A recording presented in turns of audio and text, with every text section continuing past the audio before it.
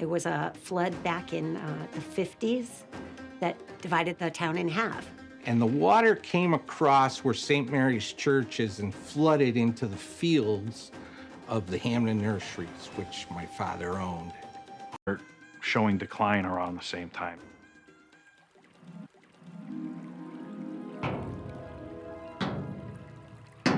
'20th century infrastructure built for a 21st century world, those two things aren't going to match up.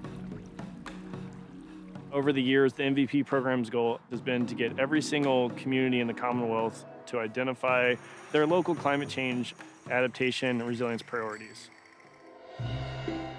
Most towns are doing tremendous amounts of work already, and so taking on a long-term permitting and design process, in addition to funding schools, in addition to funding DPW, and in addition to all the things that towns have to do in order to function, it's not uncommon for these long-term projects just to fall off the radar. The foundation of civilization is public works. So with MVP funding, the town began with continuing the assessment of the bridge and then ultimately finding the funding to do a final design, including bid documents for the replacement of the Main Street Bridge over East Brook. We designed the bridge per the Mass DOT stream crossing standards. You have to look at the stream bed width upstream and downstream and kind of come up with an average. For that, we determined that the proposed span for this bridge needed to be around 32 feet. The existing bridge has a span length of around 16 feet. When you have these large storms, all these trees come down, you'll see them dammed up against these bridge structures, and they'll keep damming up, and all of a sudden you'll see the bridge fail, and the reason why the bridge is failing is because there's so much excess pressure on the bridge that it wasn't designed for. As part of the MVP grant process, they also are encouraging communities to look at long-term solutions. So not only to replace the bridge, but what other things can occur within the community to improve the resiliency at the bridge. Whenever I see a pipe just sticking straight into a brook, I think, wow, there's an opportunity to improve things. So all the catch basins are just on the other side of this berm along Main Street to the Laughing Brook. What we're proposing to do is to redirect each one of those sets of catch basins to come into this location from the street itself. You know, oil runoff, any salt runoff, hopefully can be treated here through plant species along with retention, and then anything left over will be redirected as treated water in a way back to East Brook. As part of this project, we made a website which was kind of this repository for everything that we were creating for the project. So that was reports, it was maps. Down here is the Green Infrastructure Solutions part of the project. In here, you'll see the designs that were put together specifically for Hampden to work with a new culvert under Main Street. One of the big problems with green infrastructure, especially in smaller towns, is the maintenance. So we've talked with the Garden Center, we've also talked with Laughing Brook to find a way that we can have the community come here and bring back that old history of it being like a learning center for the community and try to have that being a learning center again. So I think it's a great opportunity for the community to come and see how different parts of green infrastructure are used so they can maybe potentially use smaller options on their own properties.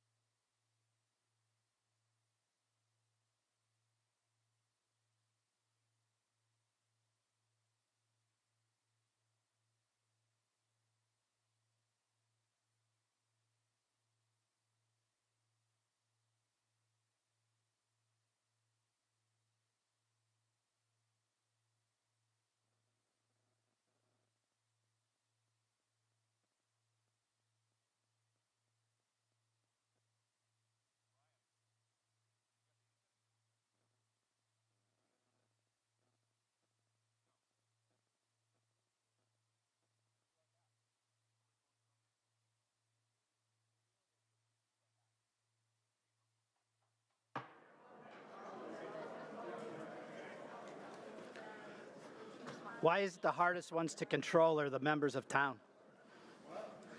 The government people are always the hardest to get to sit down at the right time. It is 7 o'clock, and unlike our last couple of town meetings, we're not lined up out to the door, so let's get started on time. Quorum being present, this meeting is hereby called to order. I don't know that he's in the room, but the meeting is called to order. But before I go to the next step, I would really like to recognize Herb Foley, the superintendent of this building. He does a fantastic job every year, and anything we ask, he finds a way to get it done. Herb, where are you? There he is.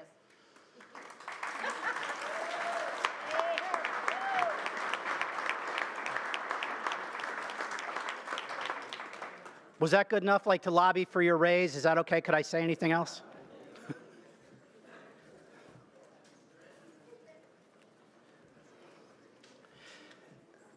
Town of Hampden, Commonwealth of Massachusetts Annual Town Meeting. To either of the constables of the Town of Hampden in said county. Greetings. In the name of the Commonwealth of Massachusetts, you are hereby requested to notify and warn the inhabitants of the Town of Hampden qualified to vote in town affairs to meet at the former Thornton W. Burgess Middle School, 85 Wilbraham Road, Hampden, Massachusetts, on Monday, May 12, 2025, at 7 o'clock in the evening, and then and thereto to act on the following articles.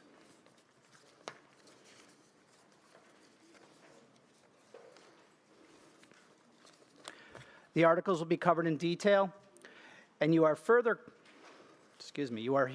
required to notify and warn the inhabitants of the Town of Hampden qualified to vote in the election of town officers to meet at the Hampden Townhouse, 625 Main Street, Hampden, Massachusetts, May 19, 2025 AD, at 7 o'clock in the forenoon, and there to give their votes on one ballot and the election of officers of the town in the following offices. Moderator, 1 year. Select Board, 1 year. Town Clerk, 1. Collector of Taxes, 1. Town Treasurer, 1. Board of Assessors, 1. These are all 1, okay. Cemetery Commissioner, 1. Parks and Recreation Commissioner, 1. Hampden Free Public Library, 1. Planning Board, 1. Constable, 3. To choose for the term of 5 years, the following. Planning Board, 1. Hampden Housing Authority, 1.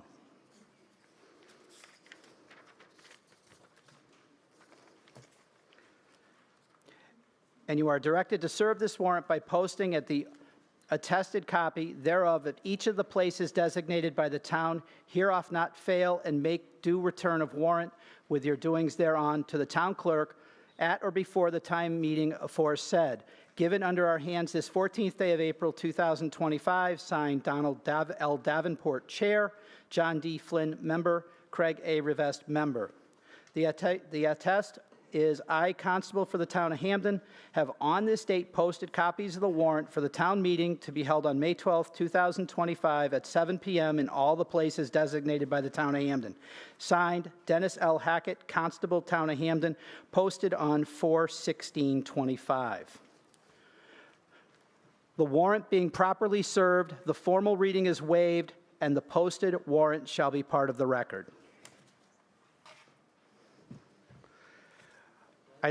I'd like to, before we get to the pledge, I'd like to introduce, actually, let's do that, John. I like the way you're thinking. You can come up here now. Let's do the Pledge of Allegiance, please. Flag is here.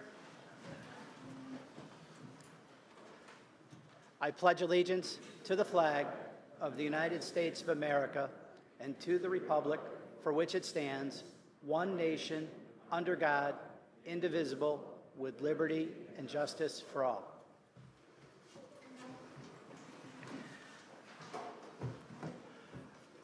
The members on the stage with me tonight are not on the stage proper: Lauren McCormick, Brian Domina, Craig Rivest, Don Davenport, thought I forgot, didn't you? John Flynn, Sheila Slate, Eva Weissman, our town council, Rose Crowley, and we have tonight a guest, an associate attorney with Doherty Wallace, Monique Hoppy. I'm going to leave the advisory committee alone.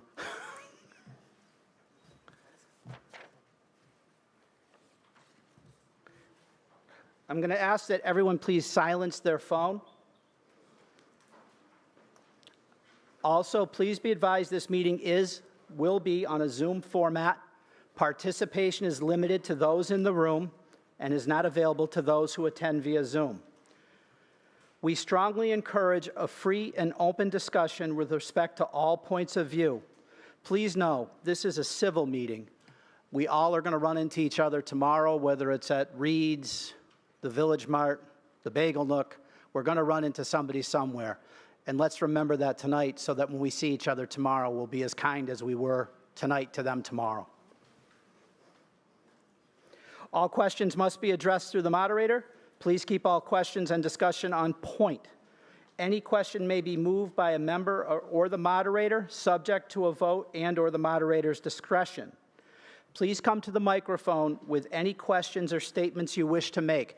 It is very important that you do this, and the biggest reason is, again, because it is a Zoom format, so folks watching at home will understand what your question is, but it also does very well as this is a recorded meeting, and it is the recorded record for the town meeting, along with that kept by the town clerk. If you do come up, please state your name and address for the record and that we know you're a town resident. Okay, now for the real housekeeping.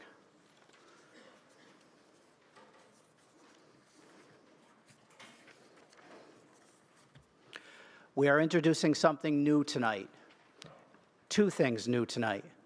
In an effort to speed up the meeting while protecting its transparency, we are introducing, for those of you who are looking at the warrant or have seen it online, we are introducing for the very first time tonight what's known as a consent agenda. Consent agendas are used widely throughout the Commonwealth. They're used on articles that typically do not generate any controversy. They are voted on in the affirmative, and they are repetitive, or as some folks would say, rote. So what will happen is I am going to read the first 6 questions. I will tell you now that I'm taking question number 3 out. I'm taking question number 3 out simply because it involves borrowing and a 2/3 vote, even though we see it every single year. It is the question with regard to highway state aid. And again, since it requires a 2/3 vote, it's going to be removed and it'll be dealt with in its normal turn in the first item after the consent agenda. As I read through the consent agenda, this is a very short piece. If you wish for the question to be discussed in full, all you need say is hold. And if 5 folks raise their hands, the question will be pulled from the consent agenda and it will be taken up in its normal turn in the warrant. Does anybody, and this is brand new, so does anybody have any questions about a consent agenda? Okay. At the end of the consent agenda, I will entertain a motion. I expect it'll probably come from my right, your left, moving the question. We will get an opinion from the advisory if they agree, and then we will there will be no discussion because that's the point of the question to begin with, and we will vote as to whether or not you improve the consent agenda. Okay, any more questions before we start? Seeing none.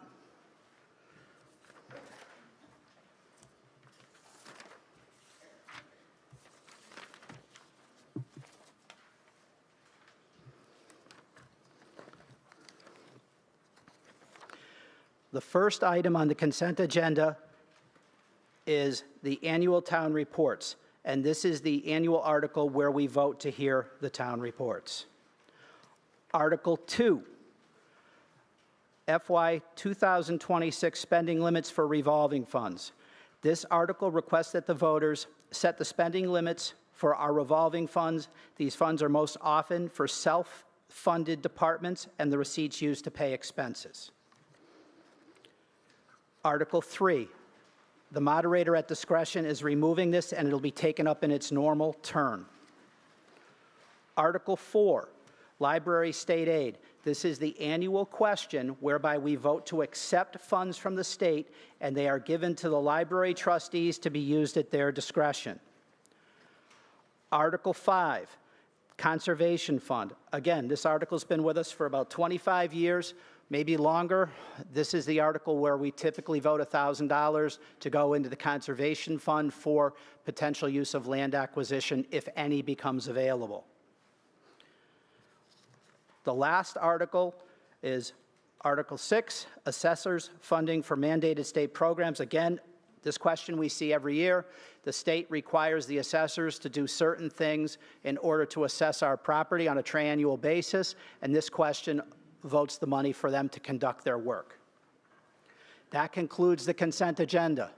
I will entertain a motion to approve the consent agenda. Mr. Moderator, I move the town vote to approve the consent agenda as read by the moderator. We've got a motion. Craig has a second. Does the advisory have a recommendation? The advisory recommends favorable action. This requires a majority vote. Having heard the agenda, all those in favor of passing the consent agenda? Are there any opposed? It is unanimous. We may make the Celtics game yet. Rest assured, that's not the plan. Okay, so we now go back to Article 3.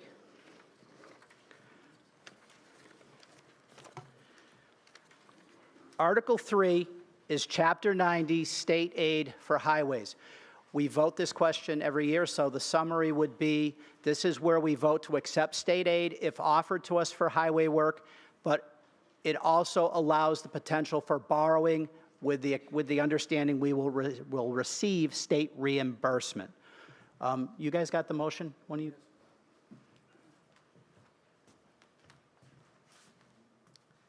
Mr. Moderator, I move that the town vote to accept all monies from the Commonwealth of Massachusetts in accordance with Chapter 90, Section 34 of the Massachusetts General Laws, and be allowed to borrow in anticipation of 100% reimbursement. Do we have a second? We have a motion. We have a second. Does the advisory committee have a recommendation? Advisory recommends favorable action. Are there any questions? Seeing none, this is a 2/3 vote. If it's not close to unanimous, I'm going to call for a count. I want to protect our 2/3 vote. You have a question, sir? Is there a limit on how much we can borrow? My understanding on this question is the limit on borrowing is only to the number that the state is going to reimburse us. It can't be borrowed for more. It's simply that because over the years, and I have some experience as a selectman, simply that when the monies come in, we don't always know when the money is going to come in, but we know, so we could borrow, but not more than our anticipated receipt. Okay? Seeing none, this is a 2/3 vote. All those in favor? Are there any opposed? The motion carries unanimous. And just as a point of reference, we may see this question on the consent agenda next year. It is our plan to continue the consent agenda, but the reason I took it out is it would require the whole agenda to get a 2/3 vote because of the one question. So knowing this is something new for all of us, I wanted to at least give us a chance to get through it.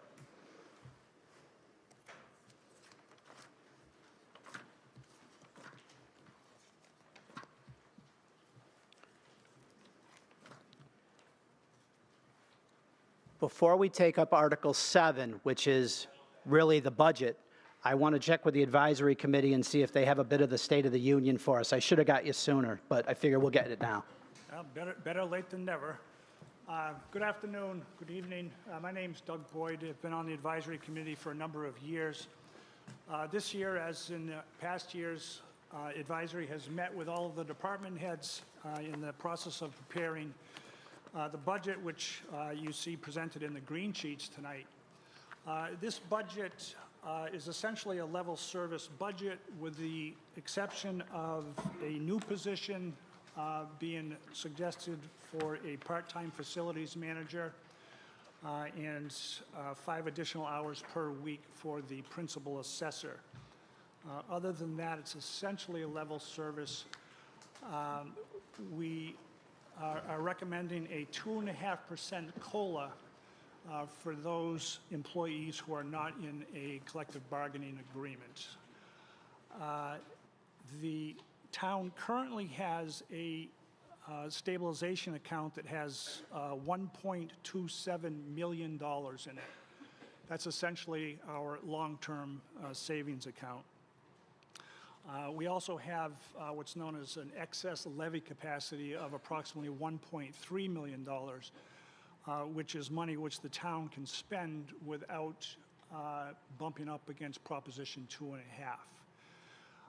With that in mind, the total increase in the operating budget, which is presented tonight, is about $1.2 million, which is approximately a 7.3% increase in the operating expenses.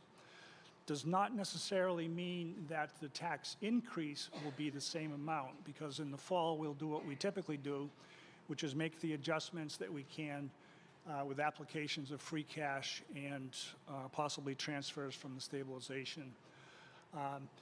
That is a summary of where the town is financially and where the numbers are that you're going to be hearing tonight. Thank you. Okay, so this is the part now where we actually will go through the budget for the coming year. Historically, what I've done here is I've read the totals. That will get, and I take my time. I will read the totals. As I'm going through it, you can look at the actual numbers contained each of the lines. If you have any questions, yell, throw something at me, whatever you feel like you got to do to get my attention, and we'll stop and we'll address any questions that come up. Okay? Okay. Line item 1, town accountant, total town accountant. Hold on one second. Excuse me one sec. It's dark up here.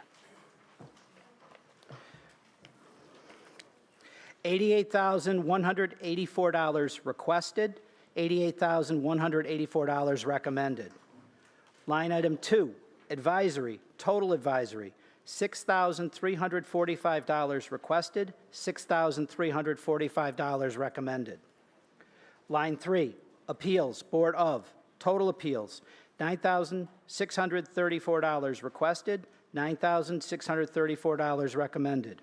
Line 4, assessors, total assessors, $178,457 requested, $178,457 recommended.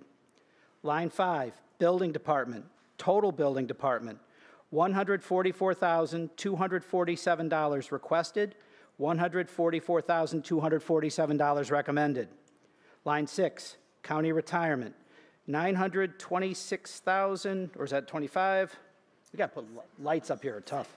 Okay, $926,946 requested. It is also the amount recommended. Insurance, line 7, $1,030,998 requested, $1,030,998 recommended. Line 8, law and claims, $75,000 requested, $75,000 recommended. Line 9, moderator, $100 requested. I didn't actually ask for it. For some reason, they put it there. $100 recommended. Line 10, planning board, total planning board, $42,167 requested, $42,167 recommended. And again, if you have any questions, just give me a yell. Line 11, registrars, Board of, the voters. Total registrars, $8,955 requested, $8,955 recommended.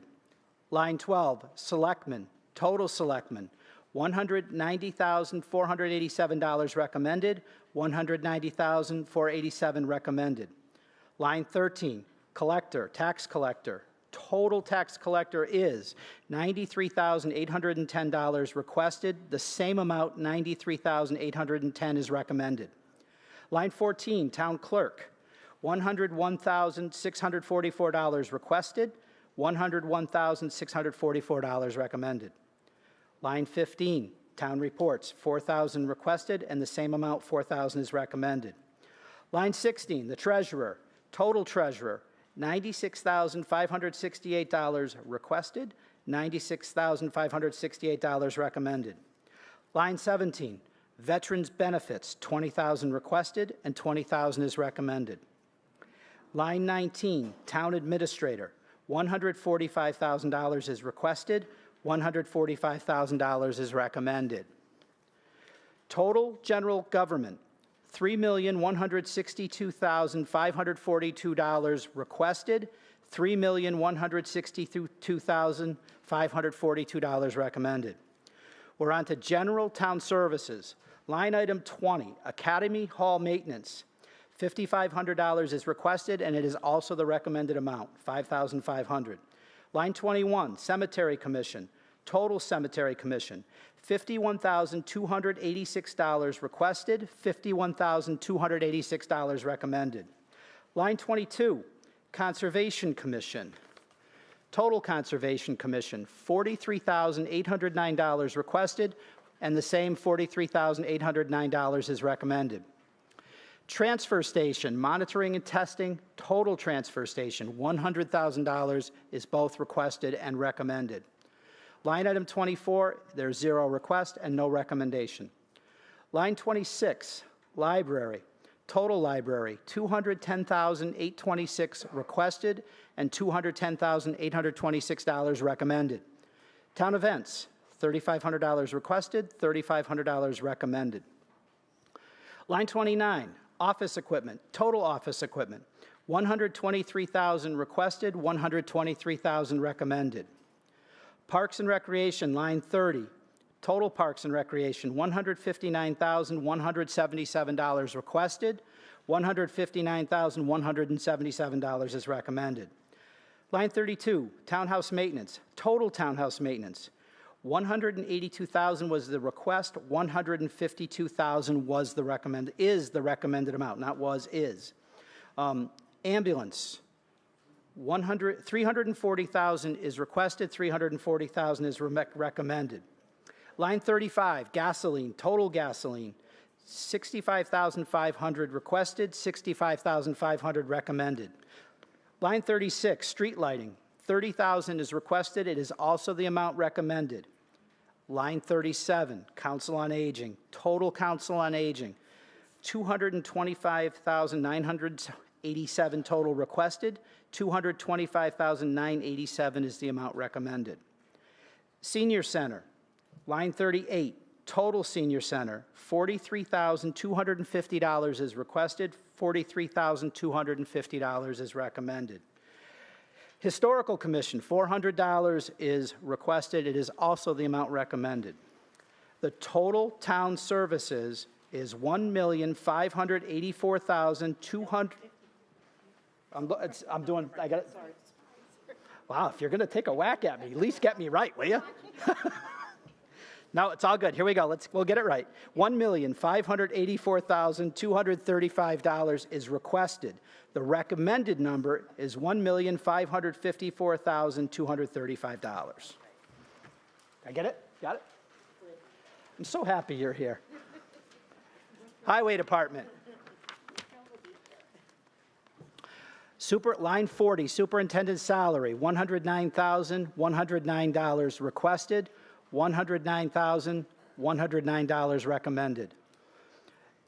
Line 40, department payroll, $317,728 requested, $317,728 recommended. Line 41, the tree warden. The total tree warden, he is requesting $60,931. The amount recommended is the same at $60,931. Public grounds, line 42, requested $4,385, recommended to $4,385. Line 43, highway maintenance, total highway maintenance, $315,672 requested, $315,672 is recommended. Line 44, general highway expense, $18,300 requested, $18,300 recommended. Line 45, snow and ice removal, $125,000 requested, $125,000 recommended. Line 46, contract services, total contracted services, $63,700 requested, $63,700 recommended. Line 47, other highway accounts, $21,000 requested, $21,000 recommended. Line 48, building expense, $16,250 requested, $16,250 recommended. Line 49 is the radio lease agreement, $10,000 requested and the same amount recommended. Total Highway Department, this number is the same on both sides, $1,062,075 requested and $1,062,075 recommended. Any questions so far? I think we got it? Okay. Protection of persons and property, line 50, animal inspection. Total animal inspection, $6,647 requested and recommended. Line 51, emergency management, $6,200 is requested, $6,200 is recommended. Line 51.5, traffic control, $15,000 requested, $15,000 recommended. Line 52, dog officer, total dog officer, $15,490 requested, the same amount is recommended.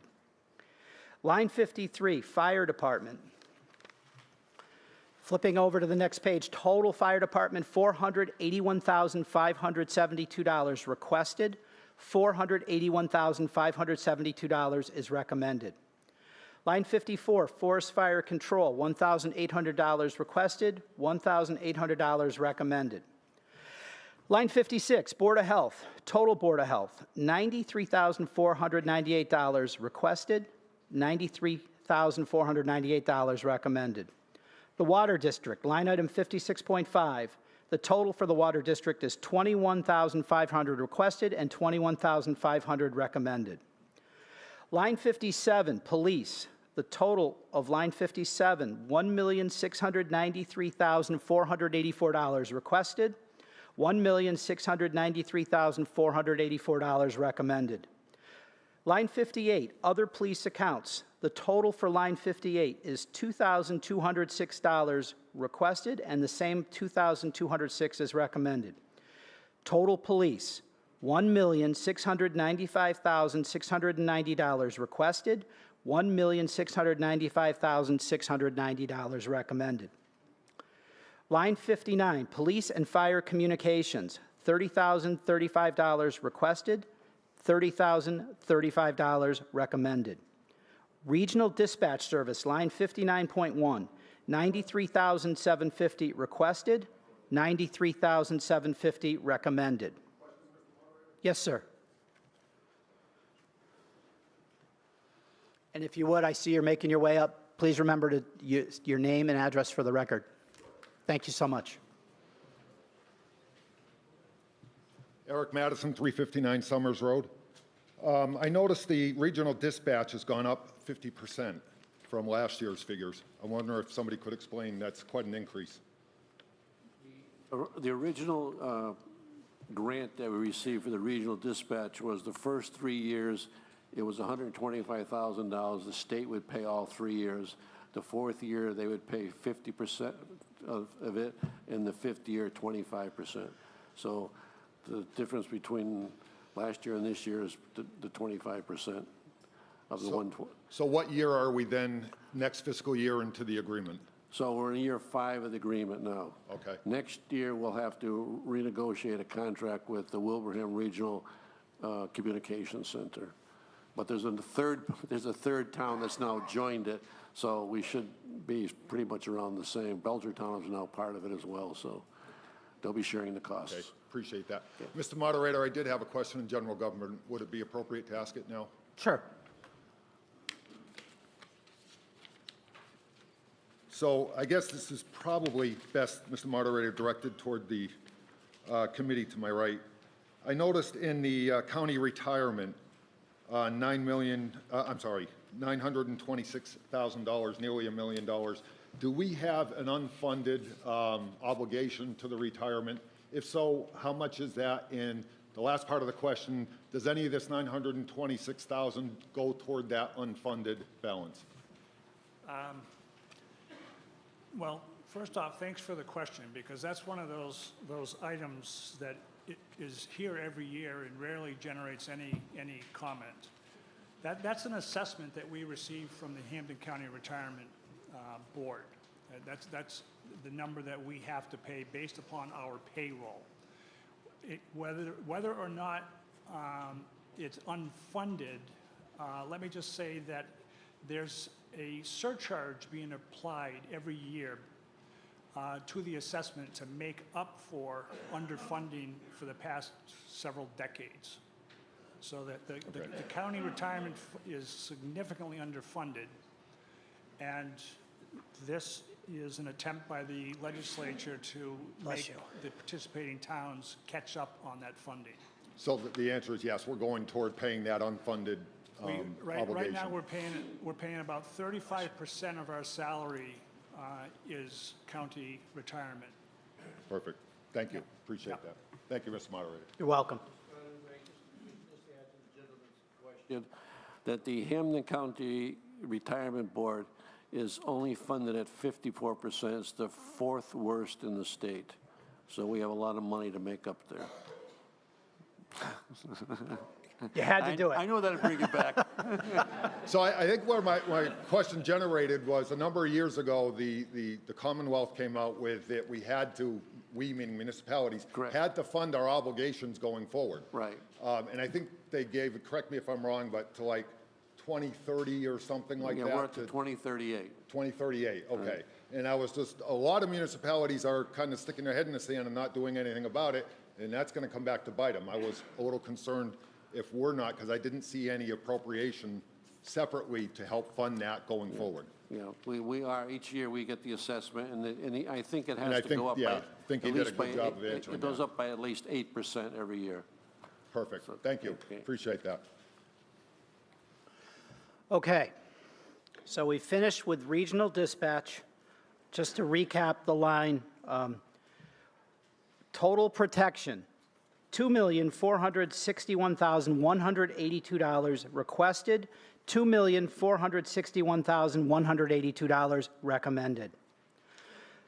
Line 69, regional school district, this is our assessment, $8,857,717 requested, $8,857,717 recommended.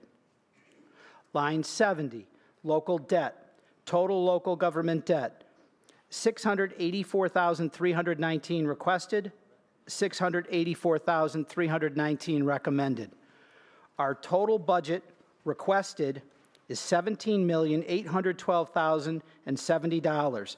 The amount recommended is $7,782. I'm sorry, $7,782,070. Let me be clear on that. The total requested $17,812,070 requested, $17,782,070 recommended. Okay? I see a question.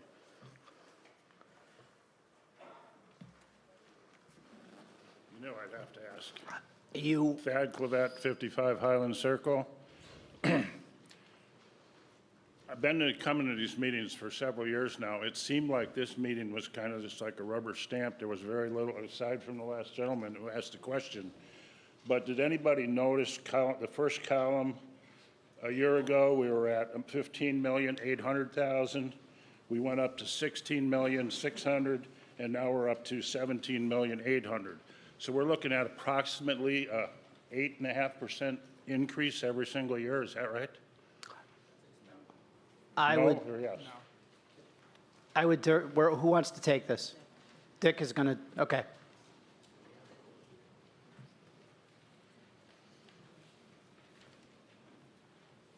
My name's Dick Patello. I'm the treasurer. I live on Chapin Road. You got a little bit of apples and oranges.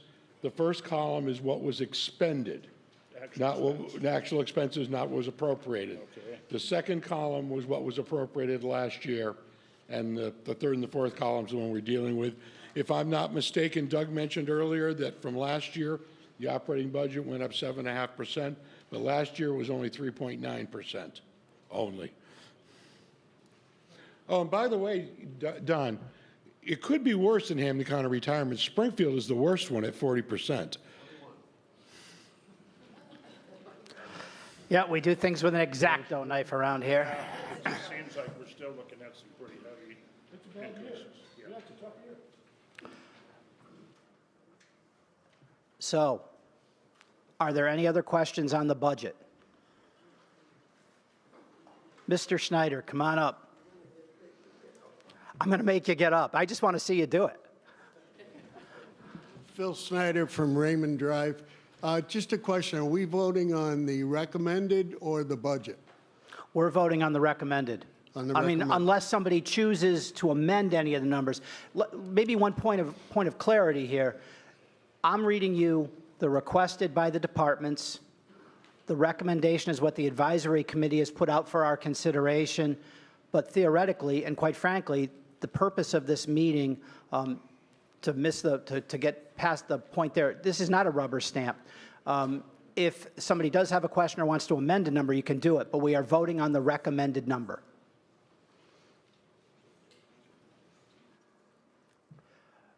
If there are no other questions, I will entertain a motion to approve the budget as recommended and presented.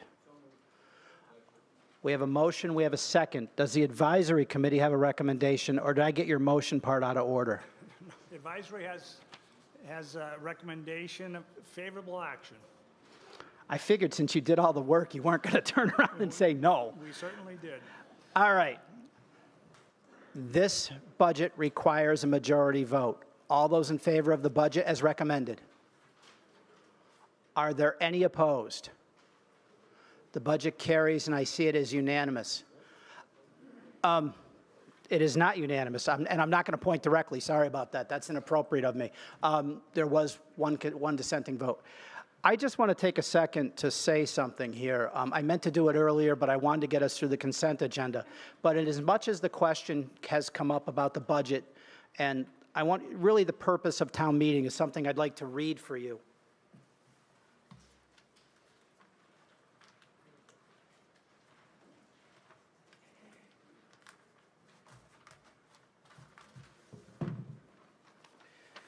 Kind of a moderator's point of privilege here.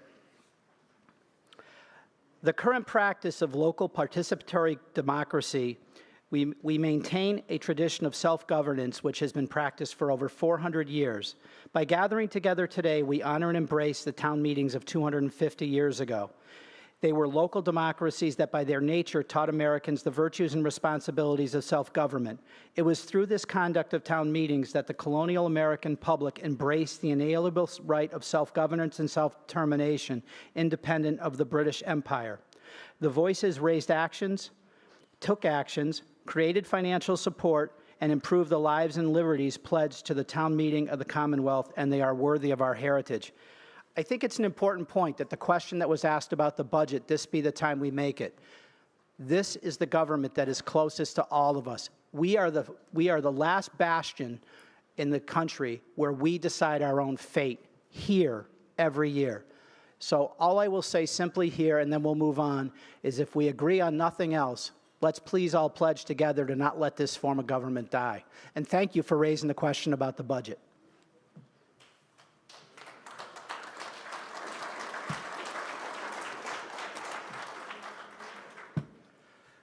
Okay, I'm off my soapbox and moving on. Article 8 is the Enterprise Fund. This is where we vote to approve the transfer station budget using a combination of its own receipts and funds provided through the tax levy.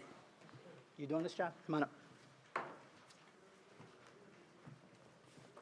Mr. Moderator, I move that the town vote to appropriate the following amounts for the transfer station. $38,000 for salaries, $80,000 for trash hauling and material recovery, $1,400 for miscellaneous expenses, and that $104,400 be raised from the Transfer Station Enterprise Fund and $15,000 from the tax levy.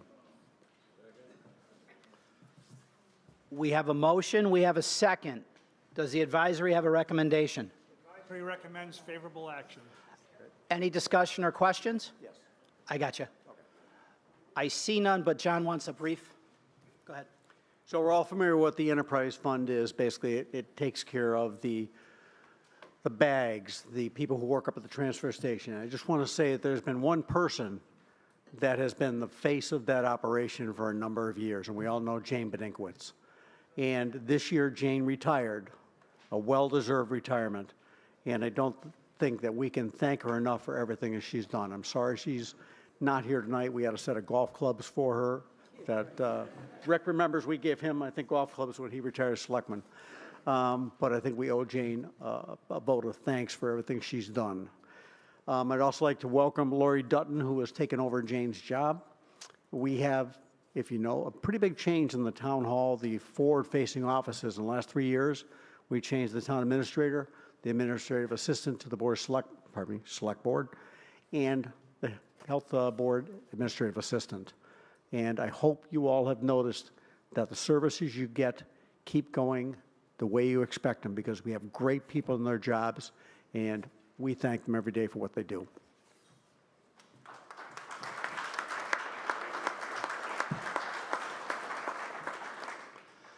Well said, and congratulations to Jane. But that said, we have the housekeeping item. We have motion second, recommendation. Discussion seems to be absent. This is a majority vote. All those in favor? Are there any opposed? I will declare this one unanimous. Article 9, funding for Hampden's 150th anniversary.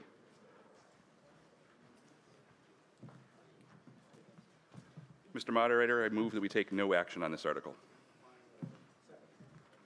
The motion has been made and seconded to take no action on the article at this time. Does the advisory committee have a recommendation? Advisory supports no action. Are there any questions? A motion for no action requires a majority vote. All those in favor? Any opposed? I think we're going to go unanimous here as well. Article 10, School Resource Officer. This is where we pay our share of the cost of the school resource officer at the high school. It should be noted that this is paid based on an invoice we receive for prior year's service. It is not a prior year bill because we know it exists. And this is the agreement for the funding structure.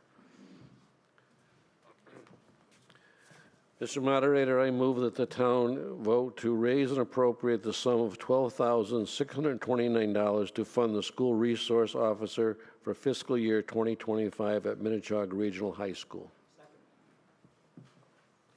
The motion has been made. It has been seconded. Advisory? Advisory recommends favorable action. Are there any questions before the vote? This requires majority. All those in favor? Any opposed? I would say it's unanimous as well. Article 11. Now, this is prior year bills, and this typically comes up when we have a bill that's unexpected and presented for payment, or it's discovered that needing to be paid.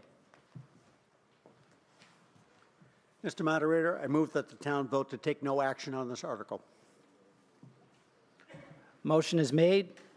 I think I got a second. A little slow over there. Made and seconded. Wow.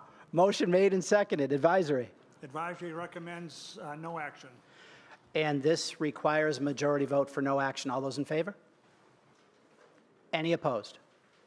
Unanimous. We are on Article 12. This is the local option for additional veterans exemption clause 22J. This article will allow the town to exempt a portion of qualifying veterans' property tax. So we have, you're going to make the motion, Heath? Okay. Mr. Moderator, I move that the town vote to accept Chapter 59, Section 5, Clause 22J of the Massachusetts General Law to enable the town to increase certain statutory exemptions for amounts for veterans, and also to vote 100% increase. Hold on one sec. Heath, hold on one sec. Okay. I get it. Can we turn that up a little bit for him, or is it on? Okay, if you get a little closer, maybe. Yep. I move that the town vote to accept Chapter 59, Section 5, Clause 22J of the Massachusetts General Laws to enable the town to increase certain statutory exemptions amounts for veterans, and to also vote 100% increase on those statutory amounts to become effective fiscal year 2026. We have a motion. Do we have a second? I see 2 seconds. Advisory, recommendation? Advisory recommends favorable action. Is there any, this is a majority vote, but before we take the vote, does anybody have any questions on the article? Seeing none. Again, this is a majority. Oh, wait. You're okay? Oh, you were jumping the gun. I like it. You really want to get out of here. All right, let's try it again. We're all good. All those in favor? Are there any opposed? This is unanimous. Heath, you're done. That was easy. Nailed it. The next three articles deal with the potential to relocate the town offices to this facility. The selectmen have a few words they'd like to say, and then we'll tackle the three questions. We're going to do each separately, right? You can do whatever you want. I didn't know if you wanted to say something. Yeah, I will say. I always have. We're going to take them separate, yes. I always have something to say. It's not like at home where you don't get to say anything. Listen, don't overdo it because you get beat up at home. Okay. All right, where was I? Okay, the next three articles are about moving the town offices to the Thornton Burgess School. The first article is basically back in 1966 when the eminent domain taking of the land, the purpose of the land was for school purposes only. And we need to change that to general municipal purposes so we can use the building for something other than a school. As you know, the school was closed in 2017. And the Hampden Wilbraham Regional School District advised the state at that point that it wouldn't be used as a school any longer, and that was confirmed again in 2024. And we've negotiated an into the lease here, so now we own the building, and we can use it if this is passed. We can use it for municipal purposes. We'd like to move the town hall, the townhouse offices here, because they're currently very short on room, no storage. As you know, that's barely accessible to those of us who have, those persons who are mobility challenged. And it would take about $7 or $8 million in renovations and repairs for the town hall. And even then, the consultant has said it wouldn't still serve the purposes that we need. If we move to the old Thornton Burgess School, it'll give the library larger space, expanded programs. It'll give the Parks and Recreation ability standard programs. The Veteran Service Officer will have a private office for the first time, and it'll give us the offices that we need for expansion in the future. We're being fiscally prudent, but not space prudent, because as you know, classrooms are pretty big, but at least it will give us, if we have to expand later on or things, we can divide it. So we got three motions. One is to change the purpose of the land so that we can use it as a municipal building. The second one is to the cost for the moving and move the library and all the town offices over here. And the third one is to do some basic renovations to get the up to running as we need it. So the first motion will be, I move the town vote to change effective July 1st, 2025, the use of the parcel of land owned by the town of Hampden, located at 85 Wilbraham Road, Hampden, Massachusetts, partial ID number 170480000 for, quote, school purposes to any lawful municipal purpose, subject to the supervision and control of the select board. I just want to add that when the senior center was built, that was a portion of the land too, and we had to do the same motion to give that portion of the land to use for the senior center. Okay, so we've got a motion. I'm sure I heard a second. We did get a second. Does the advisory committee have a recommendation on this? Advisory recommends favorable action. The advisory committee recommends favorable action. Now, this is a change in use. This will require a 2/3 vote. Before we take the vote, are there any questions on the article? I see someone coming up now. I see one on deck, and he's much faster than you, Mary Ellen, so he goes first. Chad Boucher, we're not going to Chapin roller Road. derby this. Go ahead. Sorry, Chad Boucher, Chapin Road. What's going to happen to the current town hall?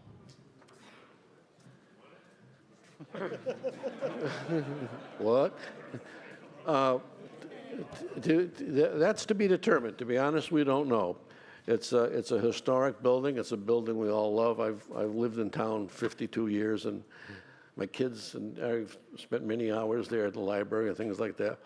But it no longer serves the purpose that we have. So our thought would be that we convene a blue ribbon committee of people in town to look at it. We have very talented people in town that I think would serve well. And we've had all kinds of ideas, anything from a from a historical, a museum, a children's museum. There's been some talk about a business incubator. There's been some talk about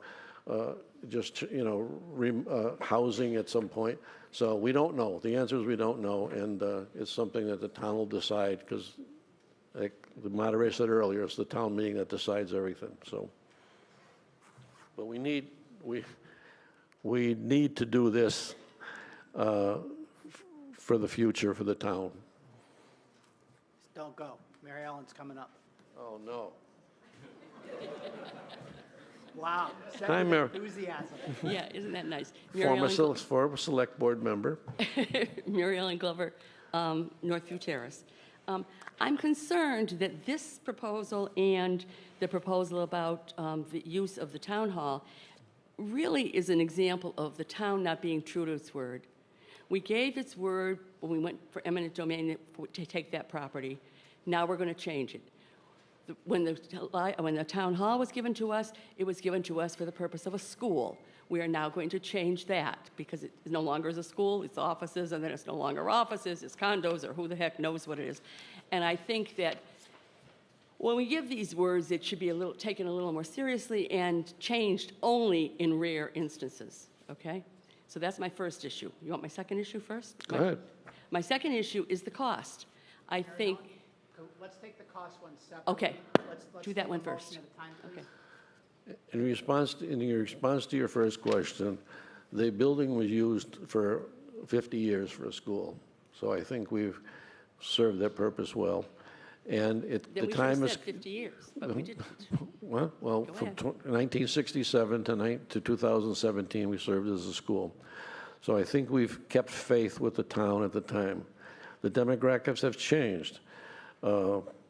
I would urge people to have more children, and we can keep the schools open. but you have but I'm long past having control over any of that.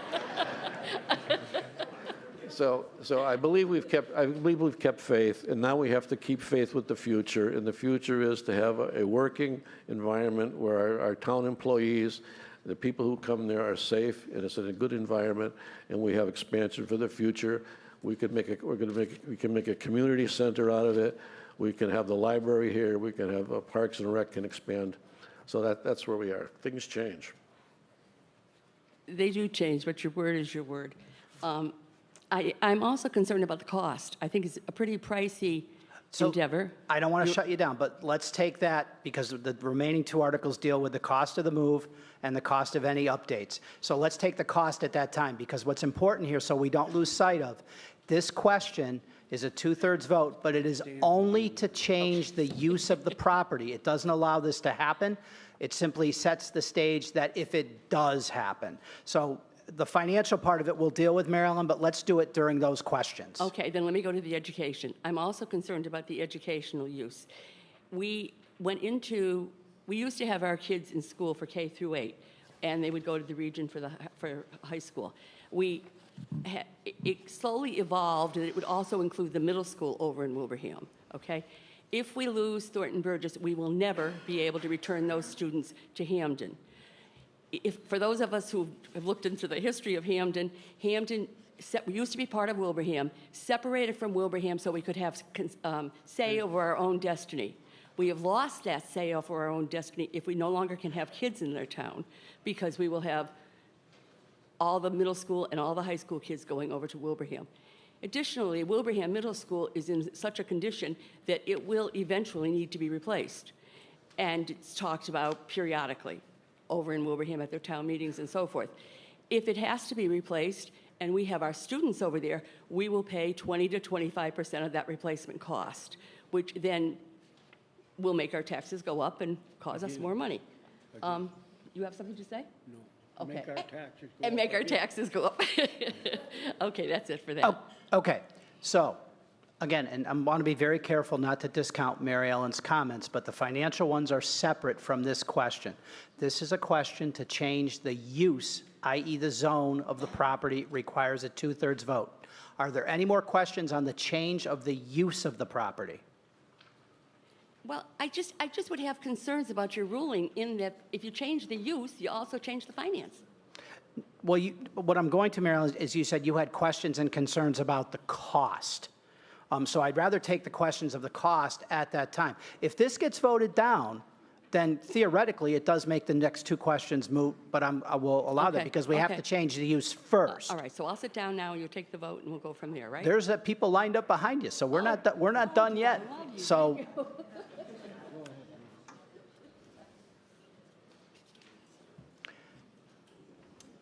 Nancy Netherwood, Colony Drive. Nancy, a little closer to the microphone so it picks you up. Sorry. If you break it, they make you pay for it. Nancy Netherwood, Colony Drive. Has there been any research with other towns that have closed schools for similar circumstances that we've had and then had to reopen schools, and at that point the school is no longer available, so we would be building a new school? Do you want to take that? I guess the short answer is no, but the long answer is that in order to bring it, there was a study done in 2015 of this building and the Wilbraham Middle School to see which building would be appropriate for all the students to be in. And this building, the cost to renovate this building for a student population was close to $15 million.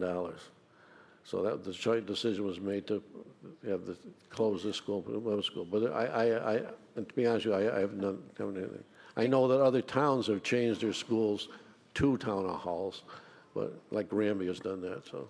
Well, I know Wilbraham closed a school and then had to reopen it as well. Now, we are a town that the majority, I believe, and I could be mistaken on this, is of senior citizens. So looking into the future, getting rid of a school, as opposed to looking at other options for town hall, other areas in the town, I think that would be a prudent thing to do. Well, we looked at building a new town hall, and it's in the $30 million range. This is the most cost-effective for now, for the near future. That's all I can, that's where we are. I mean, have we, the other thing is, have we thought about renting out the Thornton Burgess to another school? I know the CTEC, which is the Career Technical Education Center, is looking for more space.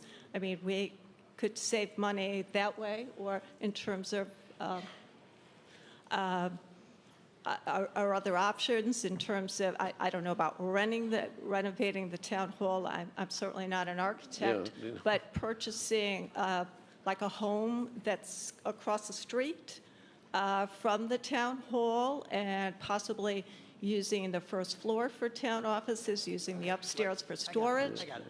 I mean, I haven't heard any other options. I mean, this is just put out there to us. All right, so let me kind of step in here a little bit, because the one thing that we can't get into is the town meeting trying to engineer the future, buy this property, do that property, move this.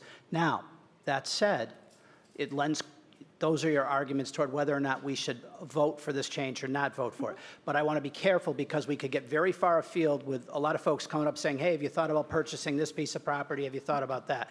But your questions are germane in that plans for the future, and I think that they should be noted, and I would like to think everybody got the gist of it. But I don't want to go down that path any further. We're kind of being a rabbit hole of, let's try this, let's try that. Okay, okay? Mm-hmm. Does that, now are you set? Any other questions? No, that's it. Thank you. Well done. I just want to make the point that we own the building. So whether we use it or don't use it, we own it. We have to pay for it. We have to pay the capital costs. We have to pay for any improvements. Yeah. I'm going to see two more. You are first. Hi, John Quackenbush from Greenleaf Drive. My question is on this use change. Would this preclude this building from ever becoming a school again, or is it just add the use as municipal offices if we pass this motion? My understanding of the question is it does change the use to municipal. I don't know, that would be a planning board type question, whether or not school and municipal are the same thing, but it would definitely change the use to make it. As far as reverting to another use after, my sense is that would probably require another vote. Okay, But thank you. you have something you want to add? Town council has informed us that it could be changed back. We just vote back to make it a school and have the expenses, you know. Okay, thank you. That was my answer to you. It would probably take another vote. Dick Patello from Chapin Road. I'm surprised that a school use is not any legal municipal use. So I'd be surprised if it had required another vote. I appreciate the people who still want to keep this thing as a school. I'm sorry, you lost that in 2017. This building no longer is qualified to be a school. As Don said, it'd be how many $1 million to bring this back to being a school again? 10 or 15 $million, because we've lost that certification. Everything would have to come up to code. To make this building into a school would be very expensive. To keep the town offices and the town hall, we're talking $7 million in renovations. To build a new town hall, we're talking $25, $30 million. To move over the town hall functions over here, we're talking a couple of $100,000 or $175,000, something like that. It's the only thing that makes financial sense and not sentimental sense. I'm very attached to the town hall. I mean, my mother was good friends with Miss Sessions and, watched them build the plans when she donated it. And by the way, it wasn't just a school. It was a school and a town hall and a townhouse. It even had showers for the farmers to be able to use because we didn't have power everywhere back then. I went to 7th grade in that building. I like it. I work in that building every day right now, but it does not suit our purposes. And I'm as cheap as anybody, probably more than most people in here, but I really think moving the buildings over here is the only financially reasonable thing to do. Even if we spend $7 million fixing that building over there, it still doesn't have enough space. We'd probably end up having to build a freestanding library to have enough square footage to do the job for another 10 or 15 years. So the use thing, I think it's a no-brainer to vote for the change of use. And the money, compared to any other option, is such short money, it seems logical to me. Okay. I see two more. Let's just be careful that we don't get redundant and that we be prepared to move on the vote. Yeah. Please. Dan Blanchard, 67 South Munson Road, and Parks and Rec Director for Hampden. I'm going to take a little different spin and say that I dislike the town hall. Working there is like almost unsafe. It's really terrible there. We've outgrown that many years ago. We need the space. There may be more here, but it allows us to grow. From a Parks and Rec Director standpoint, moving over here, the town offices over here, provides a fantastic opportunity for us to increase programming. If I have access to classrooms, we can expand our offerings for all ages, all people, all residents in town exponentially. We don't have that space right now. I'm constantly fighting to use the auditorium or the Melville room. I mean, those are pretty much the only spaces that we have for programming outside of sports. Moving over here, I mean, the ADA compliance issue over at the town hall can't be understated. This building is much more ADA compliant. What else can I say? No more. You've said it. You've said it. All right. Well, that's it. So it just from a Parks and Rec standpoint, it's a fantastic opportunity for us. We can have all our sports program here. It would be a hub for the Parks and Rec. We're constantly going back and forth between facilities right now because this is where our programs run. So. Okay. Yes, sir. Good evening. Richard Muse, Greenlee Drive. I'll be brief. From a fiscal aspect, this building is it's an asset we own, but it's grossly underutilized right now. And I think Mr. Davenport's points about bringing City Hall in here, we'd have more people coming in here. It would be better utilized. Also, for those that are worried about building another school, I just Googled it. Massachusetts will give us a lot more money to build a new building than it will to remodel an old building. I'm done. All right. Quick and to the point. Thank you. Mary Ellen, I know that you're going to get some time because I know we talked financial components got introduced here. I didn't forget you, promise. Thank you. Yes, sir, you're up. Ethan at 542 Glendale. Just had a quick question. What the council's reasoning was to move the library there to here as well? And why not consider using the old building as a expanded library? Again, there's a library in here now, and we want to keep all the town offices together. And this also would give the library more space for their programming. If we left the library there, we still have to do considerable renovations to, for handicap accessibility and that type of thing. Gotcha. I feel like we're not there, Mary Ellen. If it's redundant, let's not do it. But if it's going to be something new, we'll talk about it. I just want to make one statement, which is I think that our primary responsibility should be to give kids an outstanding education.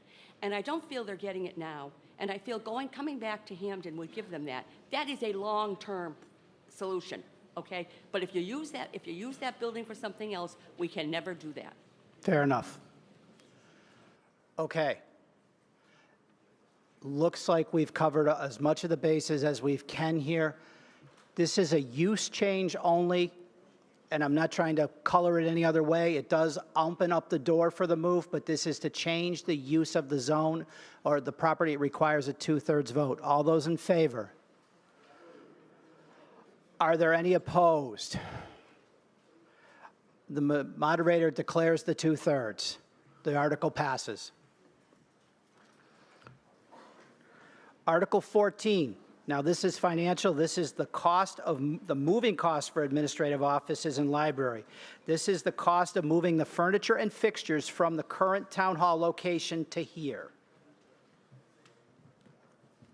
Mr. Moderator, I move that the town vote to raise and appropriate $80,000 to pay for the moving of the town's administrative offices and the library, currently located in the Hampden Townhouse at 625 Main Street, Hampden, to the former Thornton W. Burgess Middle School located at 85 Wilbraham Road, Hampden, Mass. The motion has been made and the motion has been seconded. Does the advisory committee have a recommendation? Advisory recommends favorable action. Okay. Any discussion? Any questions? I see a few hands coming up. Why don't, you know what, just start to come. If there's 3 or 4, whatever it is, please come to the microphone. Don't run each other over, and we'll get it sorted out.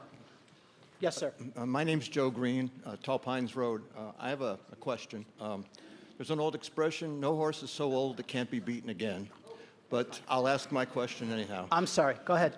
My question is this. Are we voting tonight on the true appropriation, or are we voting tonight on enabling legislation for a matter that will be put on a ballot down the road? This is the appropriation to fund the move. Thank you. Okay. Is that true for all the questions on the ballot, on the warrants tonight, or just this one particular? All but one, because these questions are fair question. These questions have been raised and appropriate today, to date, to this moment. They are majority vote because they are raised and appropriate. The fire department question will involve bonding and bond counsel. That, therefore, will require a 2/3 vote tonight, and it will go to the ballot as well. There is a check and balance. But all the questions aside from that are funding using the vote tonight will fund the article. Thank you. You're welcome. Lisa Sternberg, 15 Mountain View Drive. My question is that the moving costs are there, but what about the setting up of the books in the library? It's very, time. Yeah. So I'm wondering if it includes that. So you're asking, if I got your question right, what you're asking is, does the total amount being requested include the setup of the library in its new space? Correct. Got it? Yes. Okay. So that question's answered by Brian, the town administrator, town manager, and it's based on the research he did. Yep. So, any other questions? Yes, sir. Nope, you're good? All right. This is a raise and appropriate. It requires a majority vote. All those in favor? Are there any opposed? The motion carries. It was not unanimous. Thank you. Article 15, former Thornton W. Burgess Middle School repairs and renovation. So this is the cost to actually do the physical changes, upgrades needed to make the building usable for the plan that's been brought out. Mr. Moderator, I move the town vote to raise and appropriate $75,000 to pay for the repairs and renovations to the former Thornton W. Burgess Middle School located at 85 Wilbraham Road, Hampden, Massachusetts. The motion has been made. The motion has been seconded. Does the advisory committee have a recommendation? The advisory recommends favorable action. Are there any questions? Seeing none, it's raise and appropriate. All those in favor? Are there any opposed? The motion carries.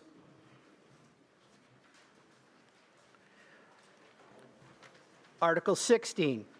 These are capital projects and expenditures. The first one under this heading, Article 16, is a lawnmower for the Highway Department. Summary is pretty straightforward. The Highway Department wishes to buy a lawnmower. Do we have a motion? You know, you wanted to talk because you get beat down at home, your turn comes. I got it right here if you need it. You're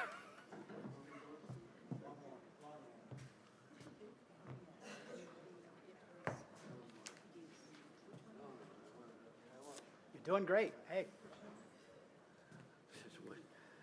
Getting close to my bedtime here. Okay, I move that the town vote to raise and appropriate $20,000 to purchase a new lawnmower for maintaining town-owned properties by the Highway Department.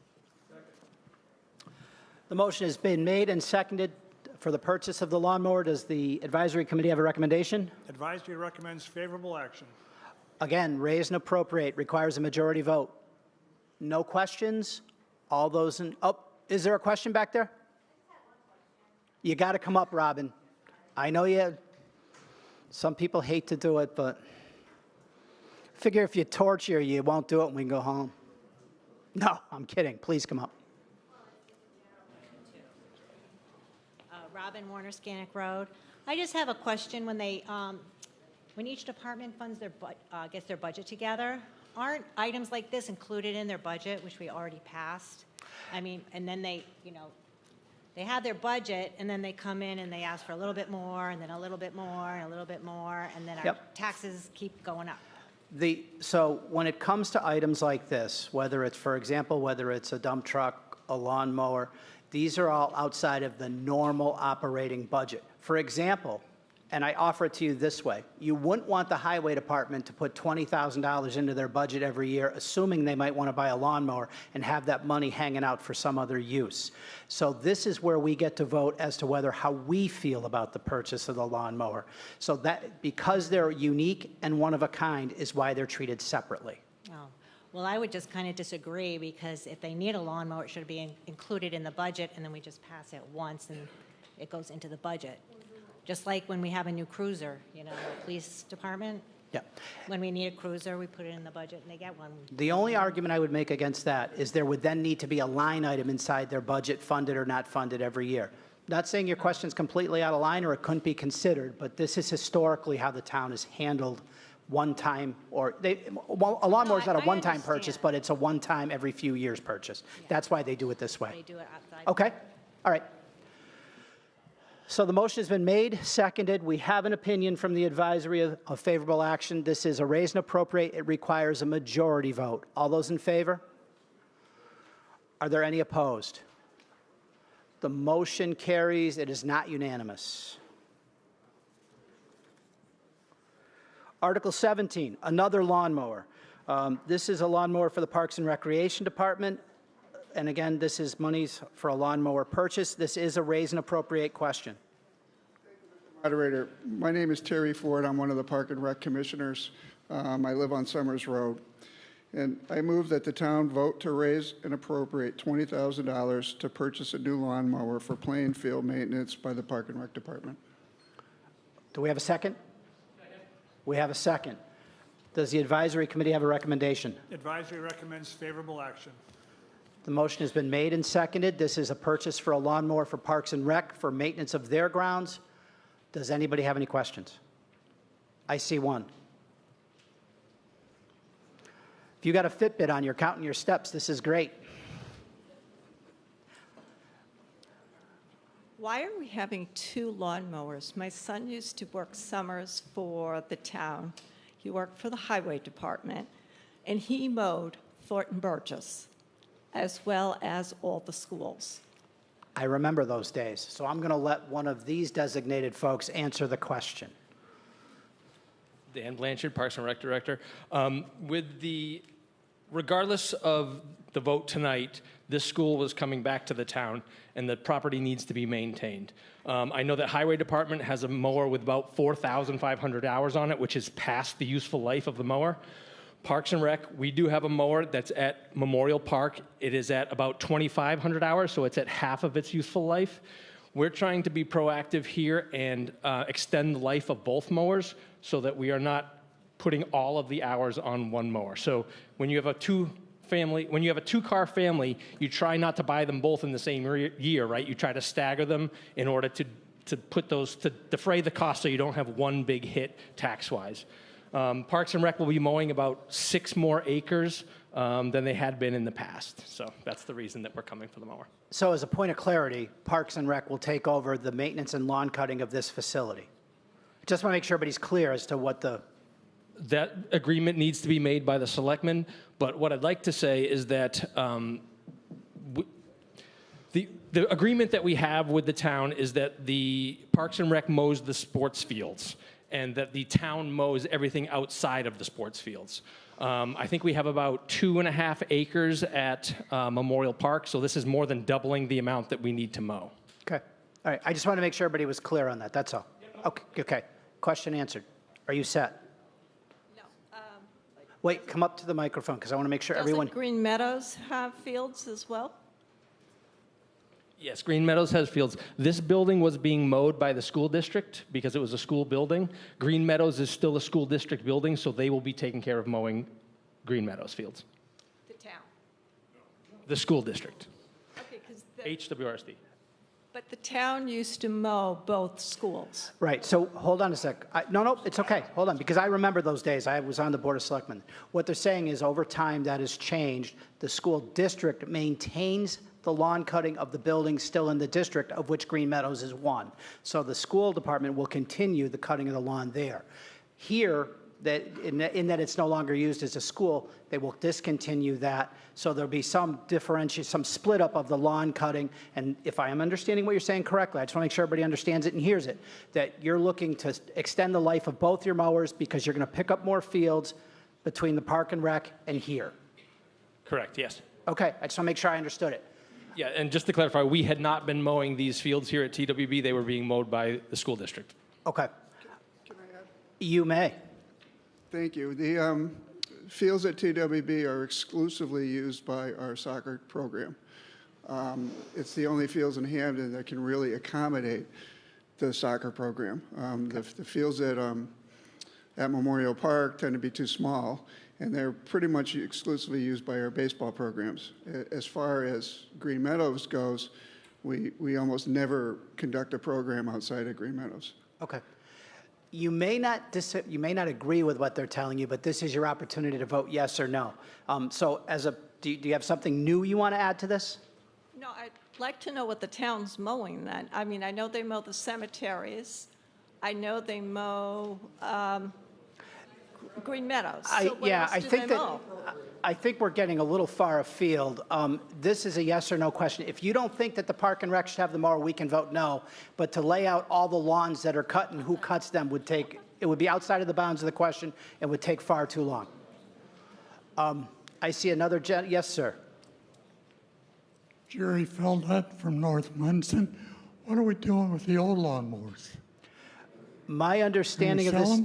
Hold on. My understanding is there's not going to be a disposed mower here. It's going to be an addition to extend the life of the current mowers. So we're going to have 4.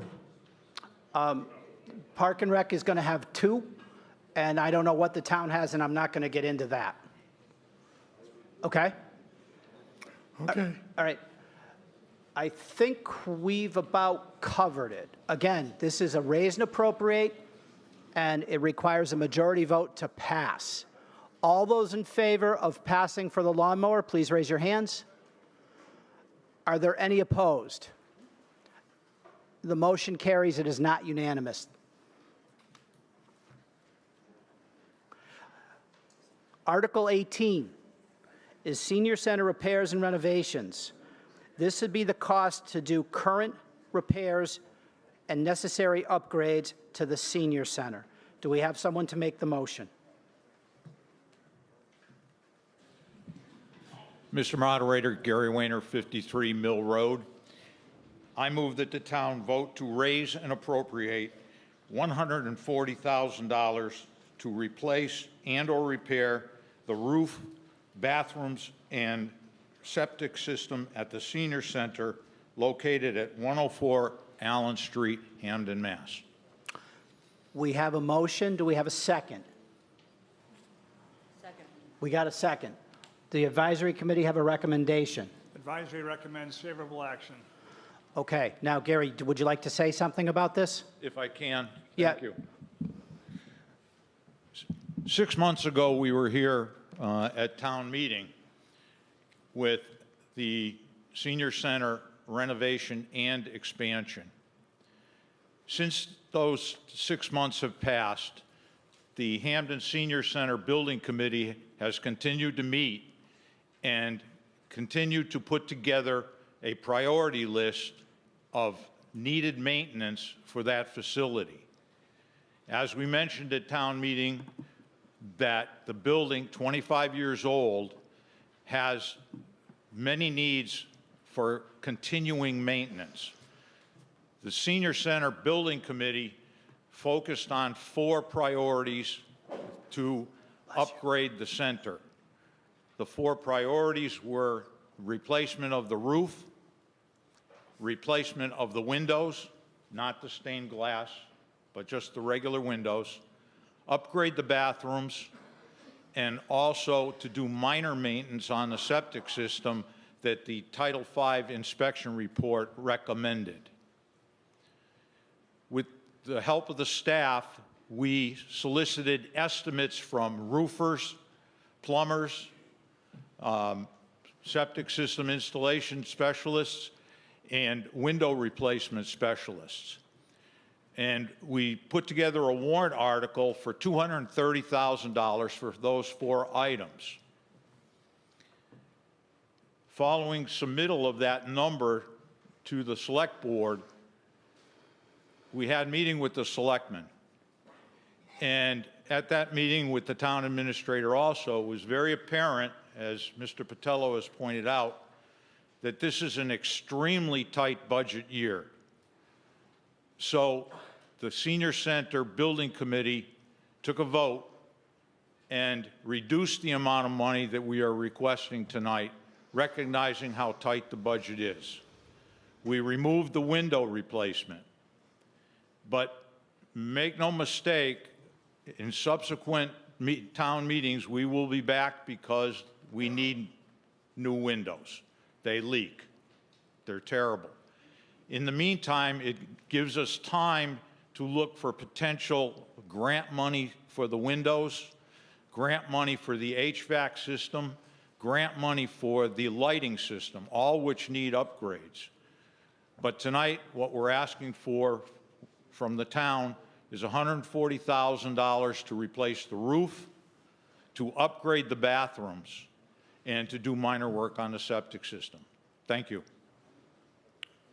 Are there any questions? Seeing none, this is a majority vote as it's raise and appropriate. Oh, I see a question. Mary Ellen, come on up.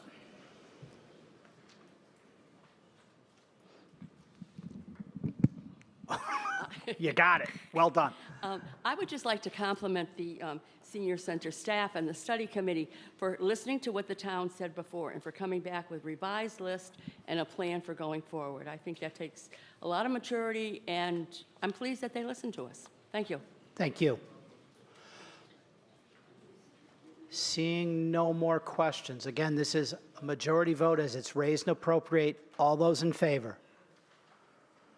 Are there any opposed? It looks to me as the vote is unanimous. It passes. Article 19 is fire station repairs, renovation, and expansion. The summary here is to expand and update our current fire station. This article is, the fire department has a presentation. We'll hear the presentation. Before the motion, I just want to cover a couple of things very quickly. This article is capital in nature. It involves borrowing. It involves the potential for bonding. This is a two-part vote. First and foremost, it must clear this meeting by a two-thirds vote. Then it will be on the ballot next week, and it must pass the ballot. The legislature, in its infinite wisdom, and sometimes they do get it right, when they wrote this law, wrote this opportunity for us to fund these projects, they put into it a check and balance system. And that check and balance is the vote tonight and the ballot. It must clear both. Fire department, you ready? Oh, hold. If it passes this evening, it'll be on the special election ballot June 23rd when we elect a new selectman. Okay, all right. Does everybody understand that? It's, when I read the warrant, I read a few things, and my mistake, because I noticed it wasn't on the warrant I read for the meeting tonight.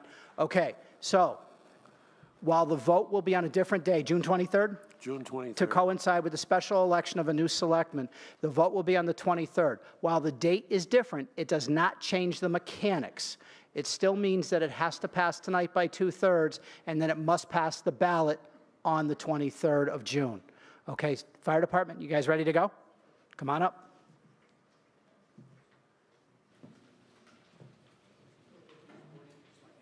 It's fine, sure. Yep. All right. Hello, everybody. Mark Barba, Summers Road, Hampden. Chairman of the building committee that was put together for the fire department expansion and renovation.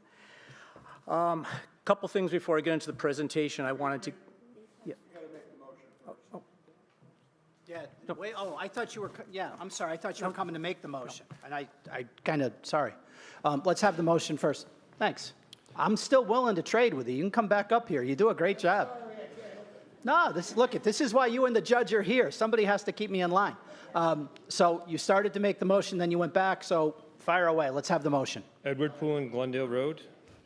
Ms. Moderator, I move that the town appropriate to borrow $8,300,000 to repair, renovate, and expand the town's fire station located at 19 North Road, including all costs incidental or related thereto, and authorize the treasurer, with the approval of the select board, to issue any bonds or notes that may be necessary for purpose, provided, however, that this debt appropriation and debt authorization to be contingent upon passage of Proposition 2.5 debt exclusion question, allowing the town to raise the money needed to repay the borrowing outside the limits established by Proposition 2.5, Mass General Law, Chapter 59, Section 21C. Motion, we have a second. Motion has a second. Now you see why there has to be a two-part vote. It's so complicated. So you are now ready to do your presentation. Motion second, advisory. Advisory recommends favorable action. Okay. Now you can go. All right, thanks. I'm still Mark Barba, Summers Road, Hampden. I wanted to throw a few things out to let people know a quick summary on the fire department and some facts that before we get into the presentation. Currently, we have one station in town. That's our station at 19 North Road. We have 3 full-time firefighters to protect our town from Monday through Friday, 8 to 4. After that, we rely 100% on folks like myself that get a call and that respond to the station for all calls after that. So we're manned Monday through Friday, 8 to 4. We currently have about 30 members total on our roster. We train every Monday night at our station at 19 North Road, and we have 8 frontline apparatus. So I'm laying some of the stuff out here because you'll see it comes up in the presentation. When there's questions, at least you have sort of an idea of a quick summary of the department. 7 years ago, we brought forward to the town a proposal to do a small expansion in the back of the station because we need a new tanker. That was 2018. At that point, it was the feeling of the select board that before any more money got put into the current station, that they wanted to do a study to get an idea of the conditions of the station, and then also say, okay, you know, what might be some expansion, remodeling, whatever options that are out there. So that was 2018, a couple years kind of kicked down the road. In 2020, the town did hire a company called Mitchell Associates. What this company did is they came in and they did a complete conditions assessment of the building, and they also did present a few options in there for expansion / remodeling options. The study was extensive. It was 200 and some odd pages. Brought all that information back to the town. At that point, the numbers they came back with in 2020 were around $6 to $13 million. And 13 was a completely brand new station on land to be determined. Remember, that's 2020 dollars. So that was in 2020. A couple years go by again, no action. In 2024, the town said, okay, let's get a second opinion. We hired a company the town hired Tecton Architects. What Tecton did is they came in for two parts. They came in to get feelings from the community on what they were feelings would be at the fire station for expansion, community input, and then they also did provide to us 3 different proposals for renovation. At that time, those ranged from like $6 to $10 million. Again, renovation, $6 to $10 million. That was 2023. Move forward to last year, 2024. We finally got together in that fire department building committee. And that building committee consisted of, we'll go over the members in a second, but we were charged with, at that point, to come up with a project that would be staying at 19 North Road to utilize our current building to the best capacity, and then also do a remodel expansion at 19 North Road. So the town did hire a firm, Sakoshi & Associates. We have a couple of their members here tonight, the architectural firm that worked with us, with a committee closely over the past 8-9 months, and we came up with what we're going to present tonight for the project. That's sort of a real quick summary of kind of how we came here. Started with a small addition. We now have a project in front of everybody here tonight for your consideration that addresses basically safety and space. You've heard those numbers and those phrases come out a lot tonight, but it's safety and space. So, Robin, or Lauren, throw the next slide up. All right, so our committee members, obviously, real quick, myself, Craig Rivest, Ed Rigney, Lance Trevelyan, Gary Petzold, and then our architectural firm. All right, next slide. Right now, folks, this is our current station. Initial station was built in 1964, bottom square right there, about 3,200 square feet. We've had 2 additions over the years. 1980, the little addition up top for another bay, and then 2011, another small addition over on the left right there. Right now, our current station is about 5,000 square feet, total, 5,000 square feet. Again, that's where we work out of right now. All right, next slide. A couple quick facts, just went back to town reports. 1964, when our current station was built, 757 houses. 2022, 1971.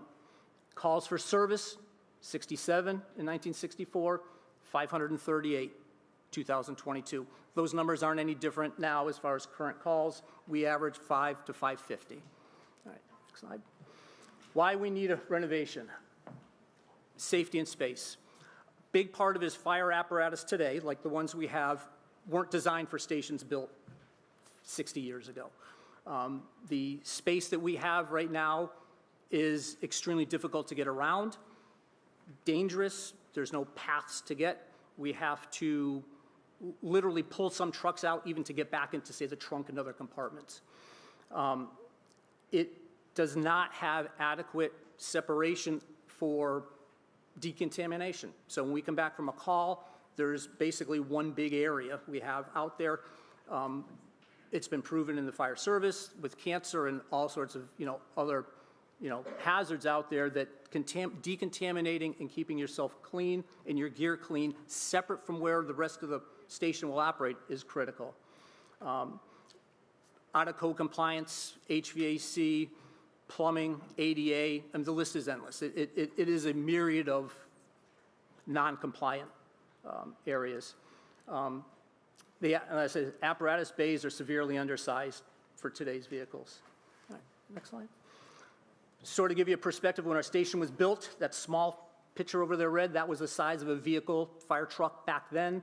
Today you see like typical engine 1, engine 2. Over on the left is a modern fire engine. While likely adequate at the time of construction, our current station, it is not appropriate for current fire apparatus. Hopefully these kind of translate well to folks in the back.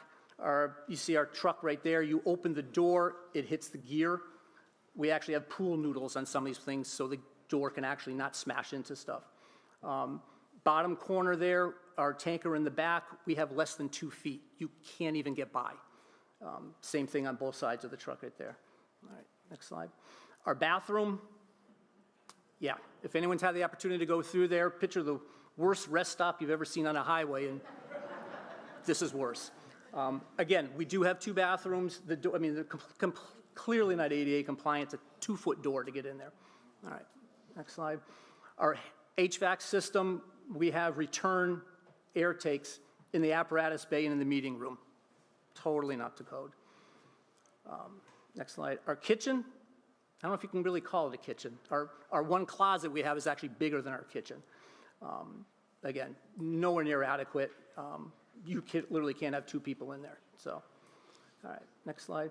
So what's going on? So basically our current station is right here, the 5,000 square foot station. What we're proposing and what we've come up with is a addition to the right of the station, which is north, and then also west in the back towards the highway department. Right now we've got about 5,000 square feet. This ground level addition right here will add roughly another 5,000 square feet.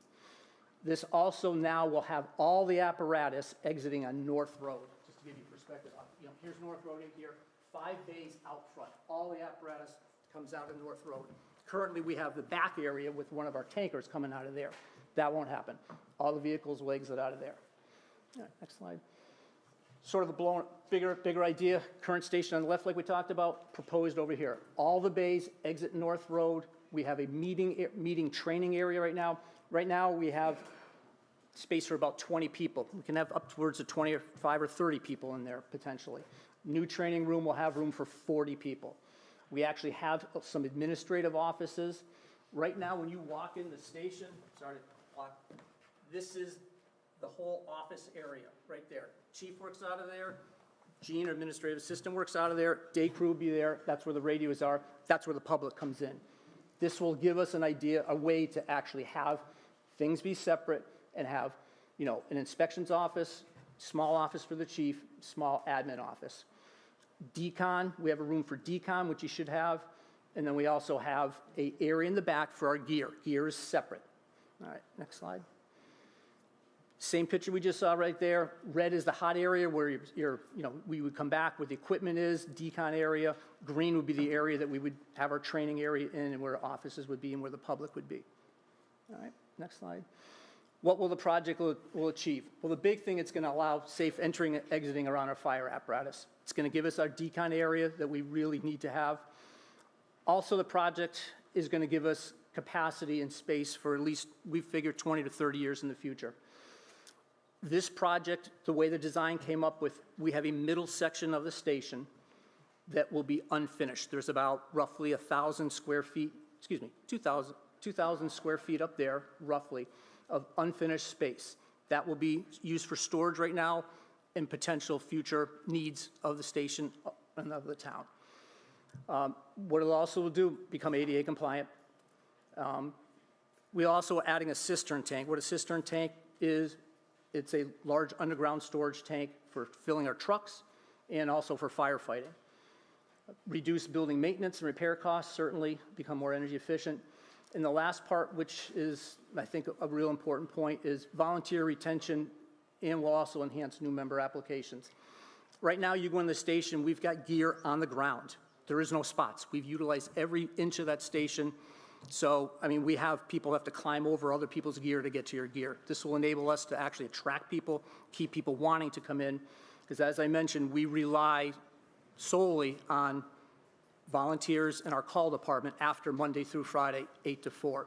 So we always have people coming in. We've started a cadet program, which has been received well. But our position is we need to always be bringing people in. We fortunately aren't like other departments that have trouble. We are bringing people in. So we want to continue that. All right, next slide. Again, just a quick elevation right there of the new station. Again, looking at it, if you're on North Road, as I said, that middle bay right there, unfinished upstairs. And like I said, we're going to the right there. All right. that's it. I'm good. I'm good. So, and then $8.3 million is what we came up with. Today's construction dollars was $7.9 million. Working with the architects, you know, we have to project if everything went right, we would start in a year from now, an escalation of 4.6%, which is a norm right now that people are using, brings us up to our project total of 8.3. So that's, I know there was a lot of information here. I hope I was able to hit on the big points for. Nope, you're doing it. So take your notes and don't go anywhere. Nope. All right. This is a big number. There's a lot of moving parts to it. That is why we allowed the time for the fire department to do the presentation, so you could get at least a reasonable sense of what they're trying to accomplish, and then at the same time set up any questions you may have with regard to the vote tonight. Are there any questions? I see one.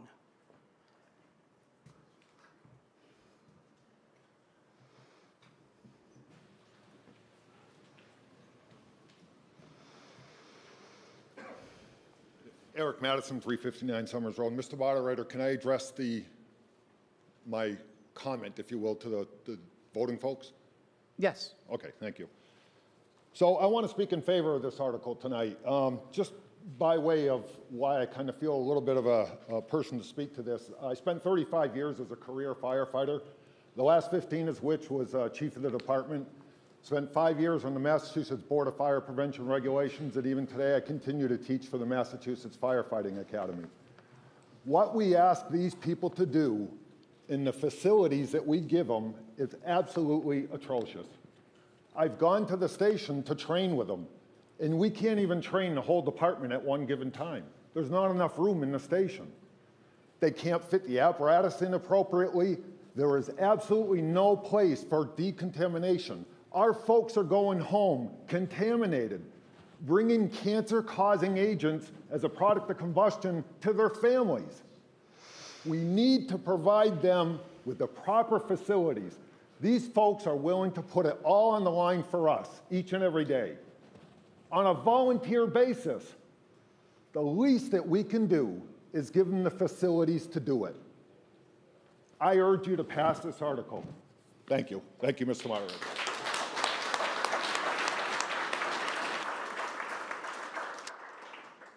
Any more questions or comments? Gary. Just a question for Mark, Gary Wayner, 53 Mill. Have you met with the abutter on the north side regarding the driveway? No, we have not. And does the dollars towards the station include the potential for walls, retaining walls?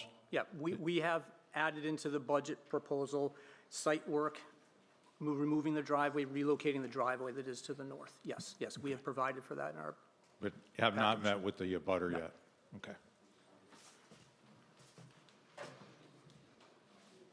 Joe Green, 21 Tall Pines Road, Hampden. Just a quick question. The $8.3 million, is debt service included in that $8.3 million on the borrowing of the money? That might be more of a sort of a treasurer.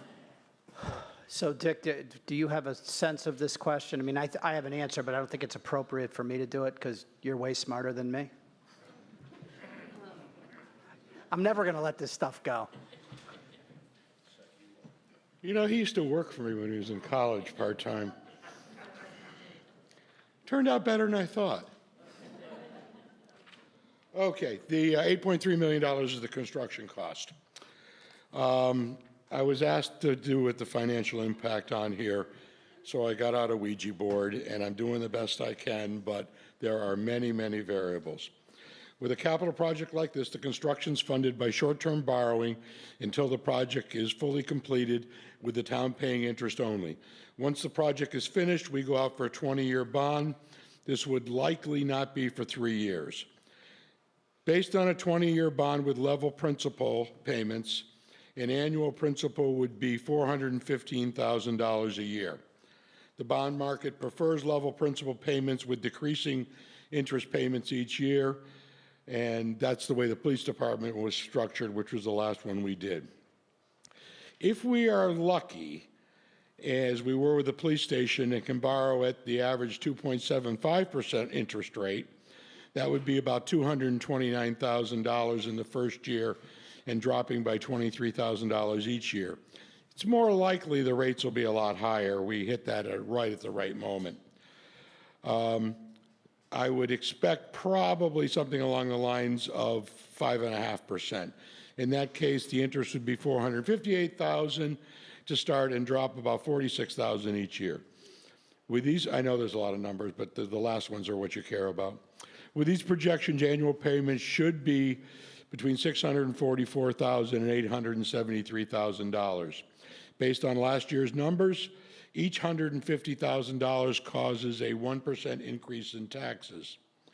Given that, I'd project a tax increase somewhere between 4.3 and 5.9%. The average single-family home in 2025 paid $6,400 in taxes, so that increase would be between $275 and $375 a year, based on a guess. That's fair. I mean, there's only so much you can do. Let me see that Ouija board. And yes, I did work for you. It was actually probably one of the highlights of my life, if that says anything to you at all. We could do this all night. Another question. Come on up. Tad Brown, 45 Meadowbrook. Can I make a motion? I'd like to make a motion that we take this vote on a secret ballot. Okay. Well, it's all right. You've got the motion. Don't leave. Are there any more questions before we move to that, to the amendment, or to the request? It's not an amendment. I'm sorry. To the request. Yes, sir. Is it new? I think so. Okay. Let's give it a shot. Please remind the audience that they're voting on a measure to put this question on a ballot. They're not voting to appropriate the funds tonight. I was going to do that. Oh, okay. Look, everybody seems to want this job. Come on up. No, I'm teasing. I think it's very important, and I was going to, because I think it's that important. I've also let the fire department know I was going to do that. Do we have any other new questions? Okay. Before we entertain, I see someone coming. Is this going to be a new question, Dr. Bernstein? No, it's going to be a quickie. Ken Bernstein, South Road. Why does it have to be a secret? The FBI isn't watching us. Okay. Now, hold on. All right.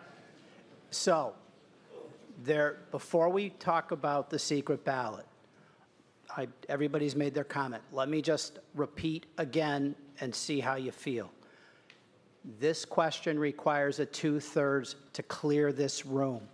Clearing this room is only half of what needs to be accomplished. This question will be on a ballot, which will require passage before the article will take effect. Do you still wish to proceed with a secret ballot? Yes. Okay. So we have a motion to go to a secret ballot. So let me explain this to you. We're prepared for this. You were all given, as you came in, yes, no cards. If we proceed to the secret ballot, we're going to set up for the count of the secret ballot. Now, we've got a motion. Do we have a second to go? Now I'm going to get to your point. I just wanted to let people know what they're in for. We've got a motion to go to a secret ballot. Do we have a second to go to the secret ballot? If there's no second, then we do not move forward. There is a second for the secret ballot. So we have a motion. We have a second to go to a secret ballot. Advisory committee, I typically ask for a recommendation here. Your thoughts on secret ballot? We're having a quick consultation because this, we didn't anticipate this. Okay, nope, fair enough. Yeah, you're good. Yeah.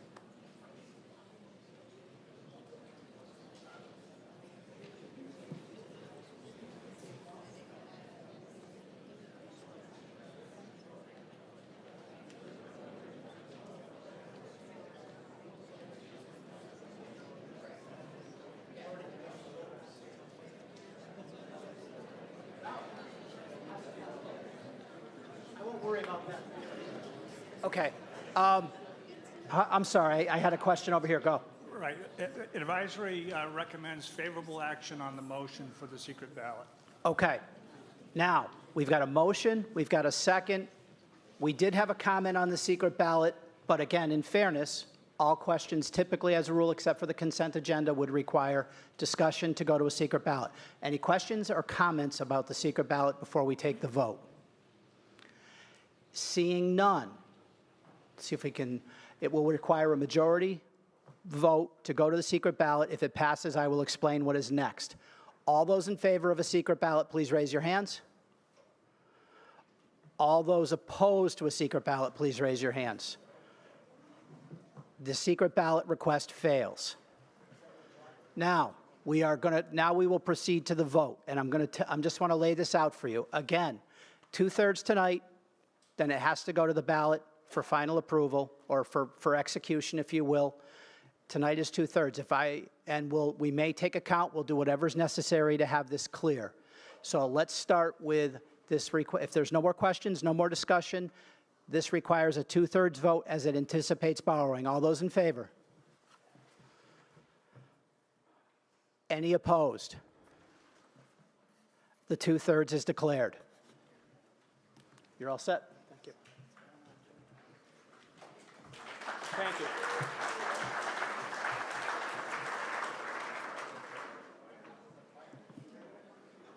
I want to just commend this town meeting body. This is not an easy topic, especially when borrowing and bonding is involved and the other discussion. I think we handled it extremely well. Article 20, Green Meadows School floor replacement. This is to see if we will raise and appropriate a sum of money for replacing floors at Green Meadows School. Do we have a motion? Go ahead. Hold on, before you do this. Yep. Could I please ask that those exiting the room, please keep your voices down. We need to continue with the meeting. I would encourage you to stay, but if you are leaving, please decorum for those who are still here. Go. Mr. Moderator, I move that the town vote to raise and appropriate $35,000 to replace the flooring in 5 to 6 classrooms at Green Meadows Elementary School. We have a motion. Do we have a second? We do have a second. Does the advisory committee have a recommendation on this request? Advisory recommends favorable action. You have an amendment. Okay, yeah, no, if you have an amendment, so there's the potential for amendment. Let's take the amendment discussion first, and then we'll go from there, and I'll explain to you exactly what triggers next. So we've had motion second, we've had the recommendation. You have an amendment? Yes. By all means. Mr. Moderator, I move that we amend the article to no action. So in essence, what you have here is now a motion to amend the main motion, and instead of appropriating or raising and appropriating money, this would be a vote for no action. Does this motion for no action have a second? It has a motion. We have a motion. We have a second. Now, this is to amend the main motion. So here's what's going to happen. I'm going to ask the advisory committee if they have a recommendation on the motion to take no action. Then there'll be discussion on this motion.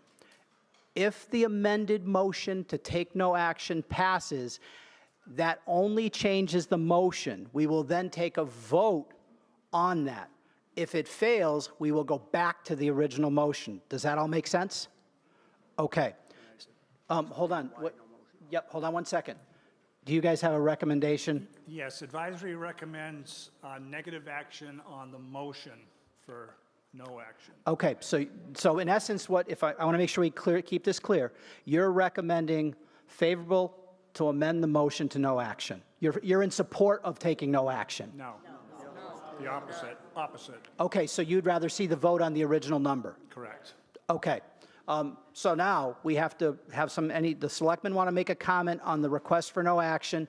Then we have to vote on whether or not we're going to adopt no action. Okay? All right, go. Hey, John Flynn, North Road. Basically, this came to our board that as part of the capital request for upgrades at Green Meadows, the school department was going to spend $30,000 to do some of the floor work in the classrooms, which is certainly a laudable thing to do. We did mention to them that per the regional agreement, the town is responsible only for capital projects of $35,000 and more. And then it came back to us, oh, now it's going to be $35,000. And we were like, I'll speak colloquially here, you were good with 30, and now when it's our dollar, it's 35. So we just felt that, in good faith, we really can't support this. We certainly support them replacing the floors, which is a multi-year project. You're going to do 5 to 6 classrooms, okay? Keep it inside the budget and do 4 to 5 classrooms, and the following year, and the following year, and the following year. So. Are there any questions on the motion to amend to no action? So in essence, again, just so we stay right on top of this, what we're going to be voting on is to adopt a motion to take no action. Any questions? Seeing none, the motion to adopt will take a majority vote. All those in favor of adopting the amendment, please raise your hands. Those opposed to adopting the amendment, the motion to amend carries. So we are now going to vote on a motion to take no action. This will require a majority vote. So a majority vote means nothing's going to happen this year and they go back to the drawing board. Is everybody clear? You have a question?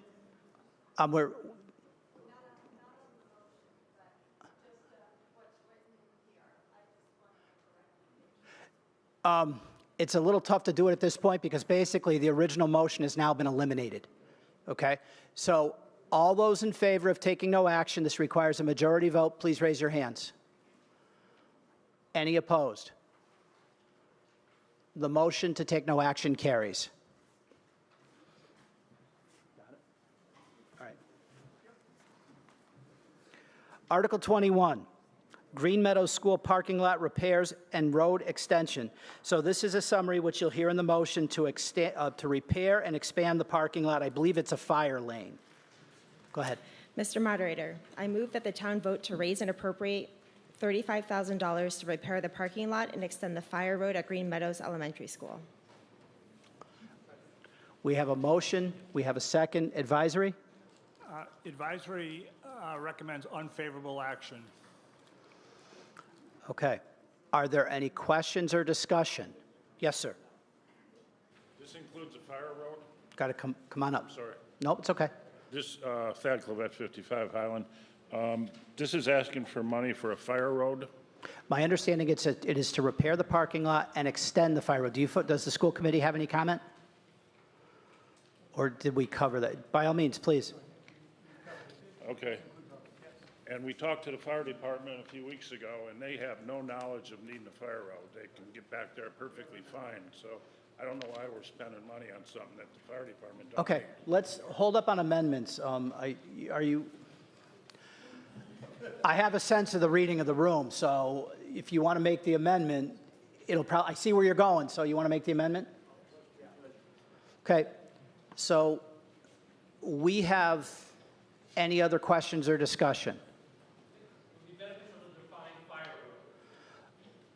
The question is asked, expansion of the fire road and for a definition, a purpose. I mean, obviously, I think a fire road is somewhat self-explanatory. I'm not sure what the rationale, that's not a chide. That's, when you think fire road, but is there a rationale for doing this to begin with?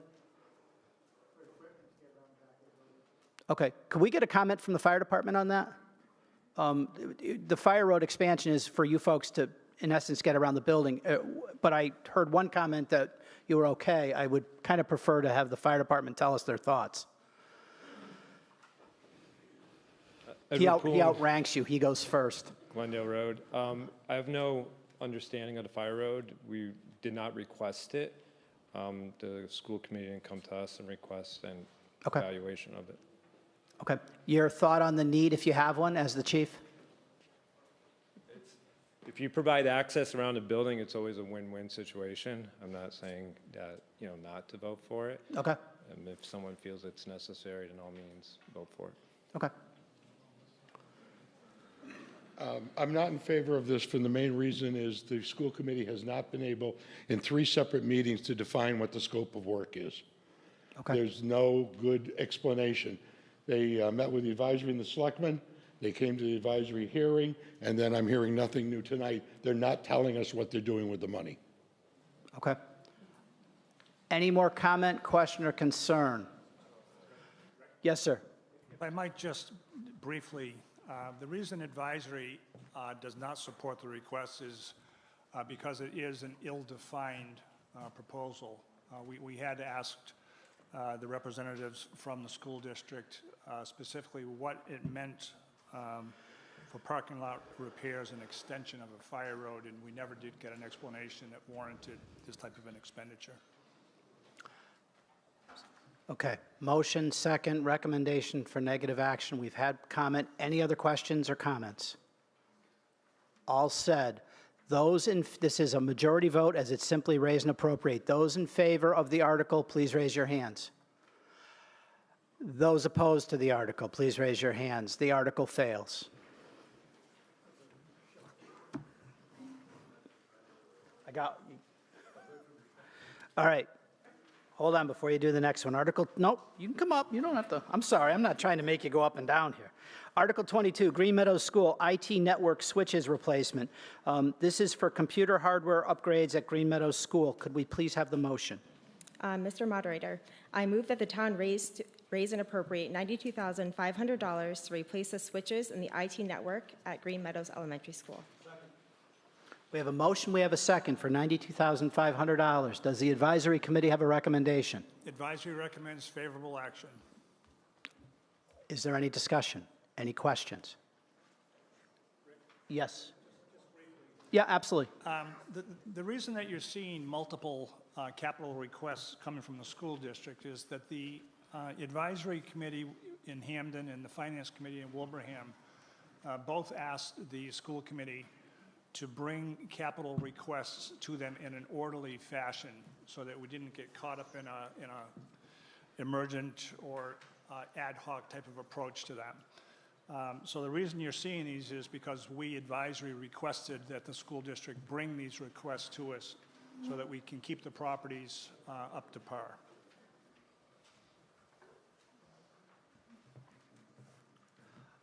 Okay. Thank you, Doug. Any other questions? Any comment? This requires a majority vote as it is raised and appropriate. All those in favor, please raise your hands. Any opposed? The article passes. It is not a majority. It is not unanimous. Article 23, Minnechaug Regional High School add, replace split air conditioning units. This would be for our share of the cost to replace AC units at Minnechaug Regional High School. The motion, please. Mr. Moderator, I move that the town vote to raise and appropriate $6,812 to pay a portion of the cost to add or replace split AC units at Minnechaug Regional High School. We have a motion. We have a second. Does the advisory committee have a recommendation? Advisory recommends favorable action. Does any questions, comments? Yes, sir.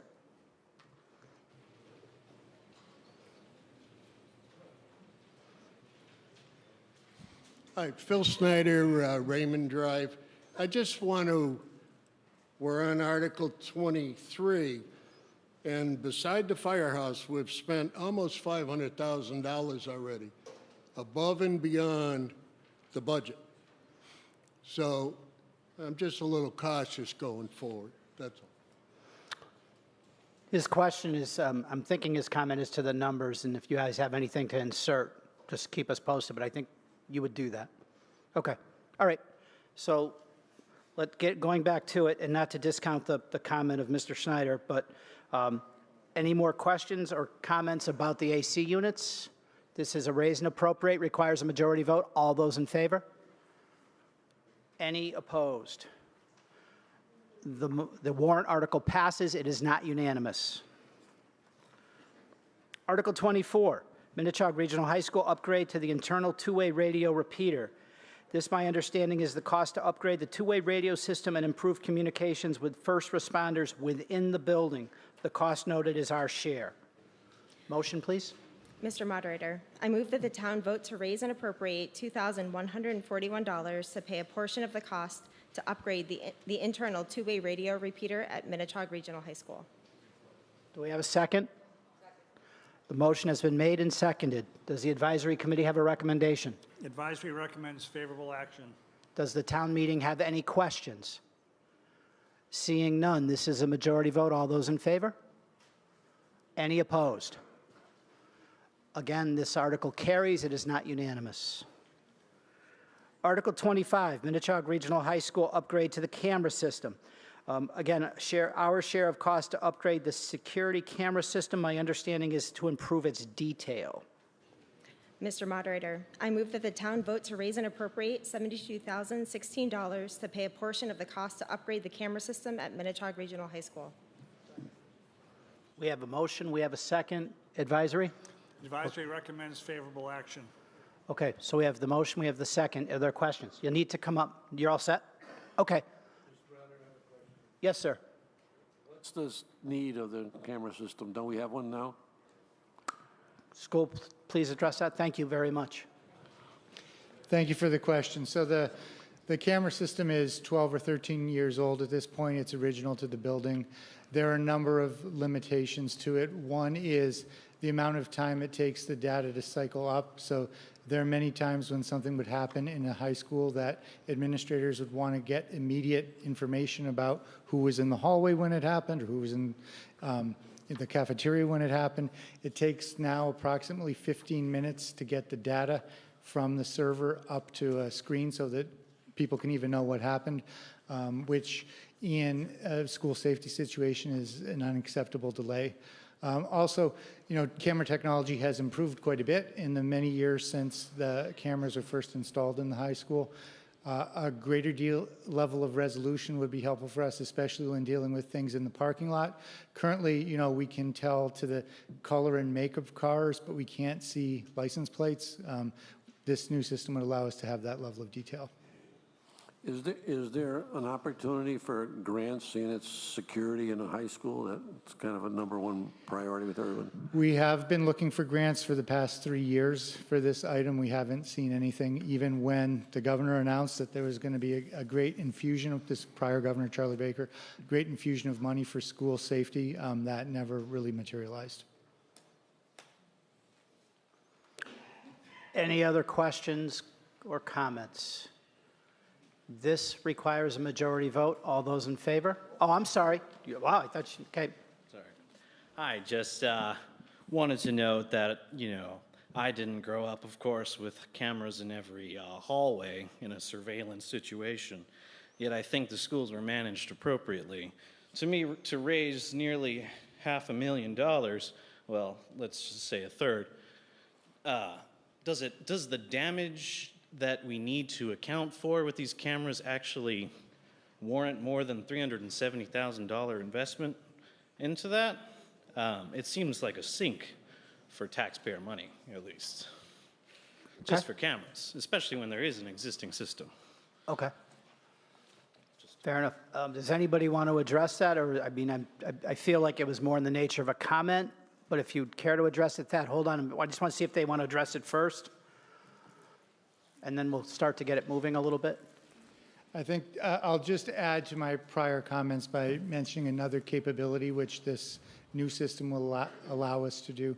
And we're trying to go to the same standard throughout all of Wilbraham, which at some point will allow us, should the school committee decide and should the police department decide, to share information, so that if we were ever in the situation where we had an active shooter within the building, we could allow our first responders to see what was happening before they got into the building. So that would potentially be a great benefit to anyone who's entering a situation like that. Okay. Dr. Bernstein's going to make it next, then Thad, you're right behind him if you're still looking to come up. With all respect to the last speaker, not this gentleman, but the other guy, contemplate how many firearms are in the homes of Hampden and Wilbraham residents.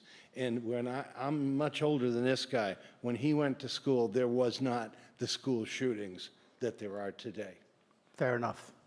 Thad, please. I think we're getting there.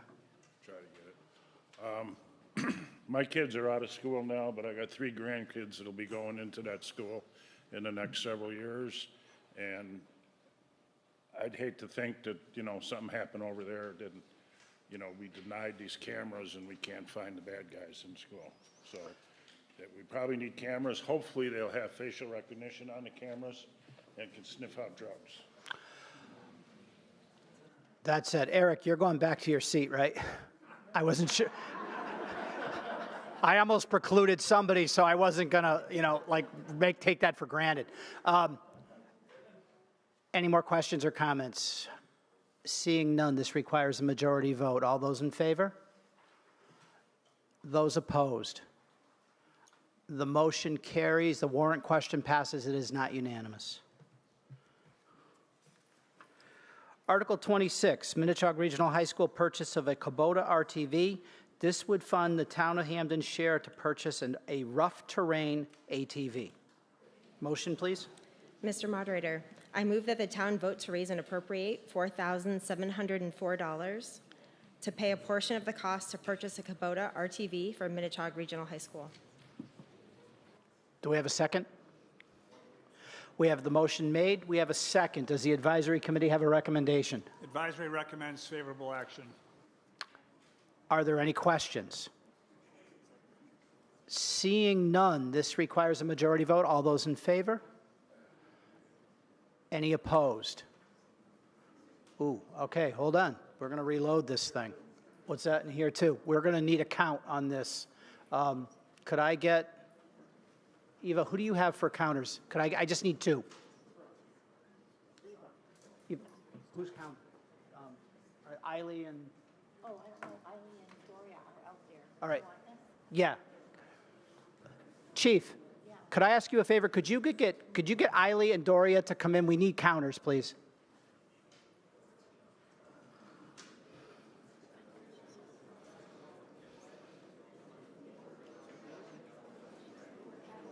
We'll get through this fairly quickly. It's a majority vote, so.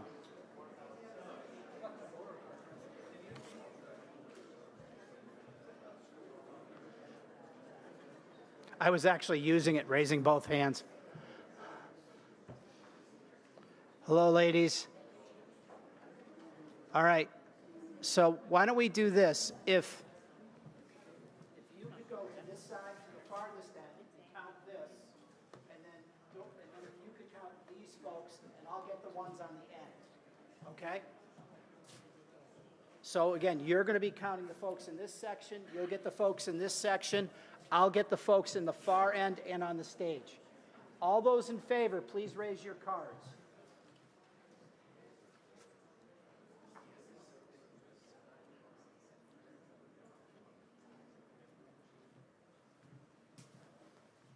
Please keep them up just for a second.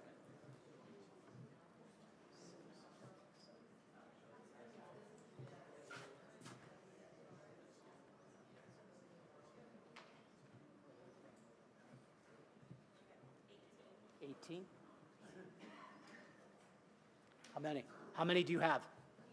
18 as well? Okay, now we're going to do the opposed. Again, I'll count the folks on the far end and the stage. You do the two sections. All those opposed, and please keep your hands up.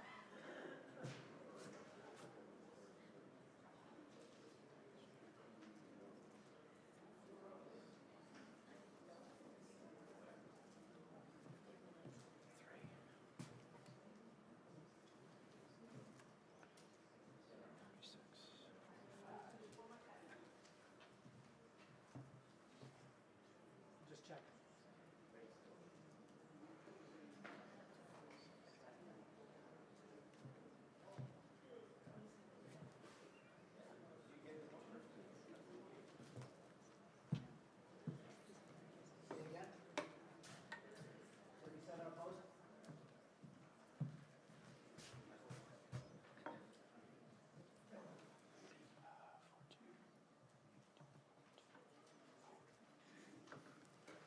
The motion fails.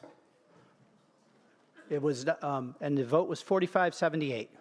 45 in favor, 78 opposed.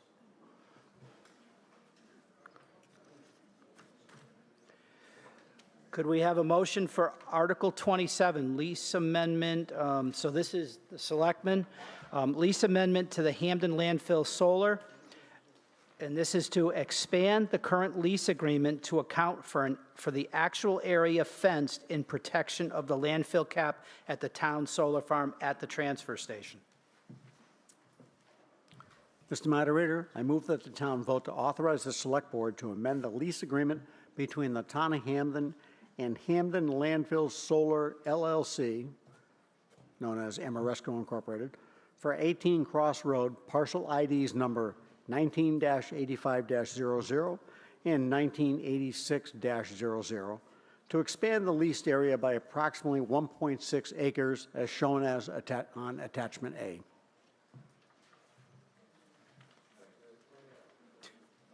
The motion has been made and seconded. Does the advisory committee have a recommendation? Advisory recommends favorable action. Are there any questions? Again, the understanding I have is that the fence installed. Joe. I can't tell. Connie, there you are. Joe, you got to slim down. You completely hid her. I only say that because I'm like in your camp, so go. I'd like to know how much more money this will raise in tax revenue per year. So basically, this is the area just surrounding the panels. And when they originally proposed it, they went pretty tight to it. The part of the panels that border Cross Road, that lease area was going to be on the slope coming down. Right. And in consultation with DEP, et cetera, they felt it was a bad idea to put the fence on the slope because it wouldn't be stable going forward. So they need a little more room coming out. It's still inside the landfill parcel. It's just coming down a little bit. I think your question is this going to raise any more revenue for the town? Will it raise more revenue for the there's no more town use because to the, it's not it in doesn't increase the use of the property. There are no more solar panels going with Right, this. right. Well, they're still using 1.6 acres. Of the Yeah, go fifth of the approximately Of the Kelly, town's 30 land. acres. So pretty much the, I'll say roughly 30 acres that make up the landfill parcels for the solar project. They're circling the thing. And they're using that area there. The land that they're putting the fence on was unusable. You're quite aware of what looks from Cross Road to the panels. They have, Kelly, I mean, I'll throw it right to the assessor. Would there have been any increase in value for them picking up that area? No, because there was no other use to that area. But I think our question, I think more the point you hit it, was that this was done in consultation with DEP, correct? DEP, and they got approved by Concom as well. So there is absolutely no other use for that land, Kelly? No.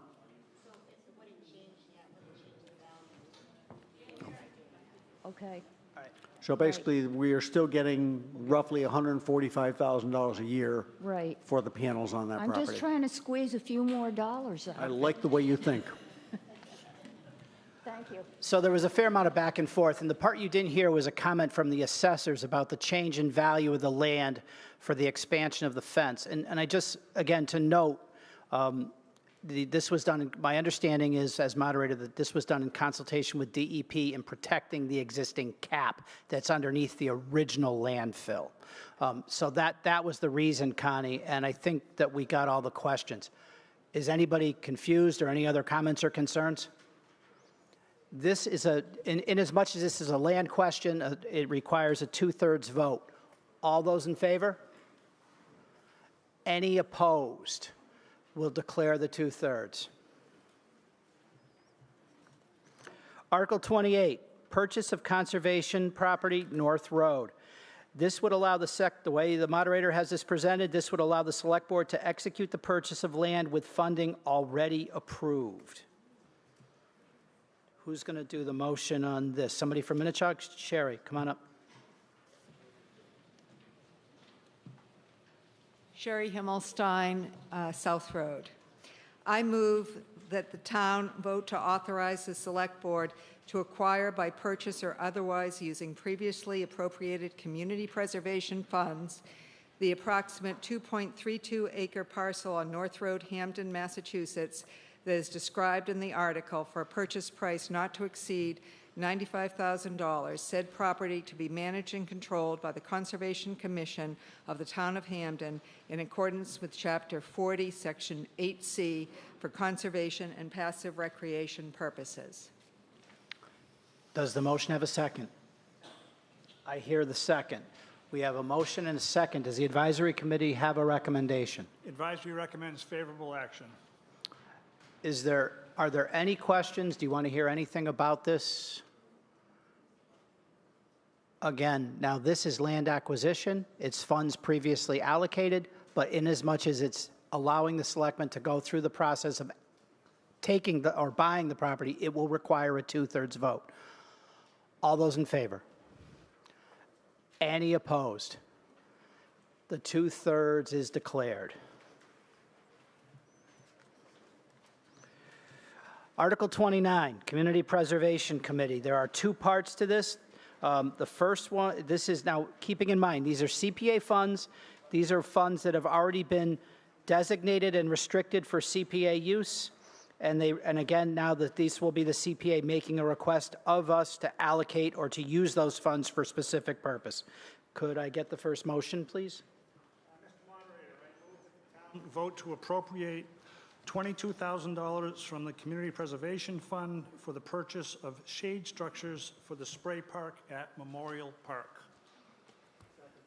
We have a motion and a second for $22,000 for purchase of shade equipment at the spray park.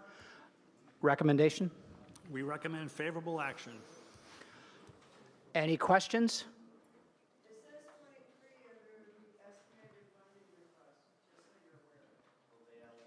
Yeah, and they went for 22, so as long as they're under, it's okay. They couldn't exceed the posted.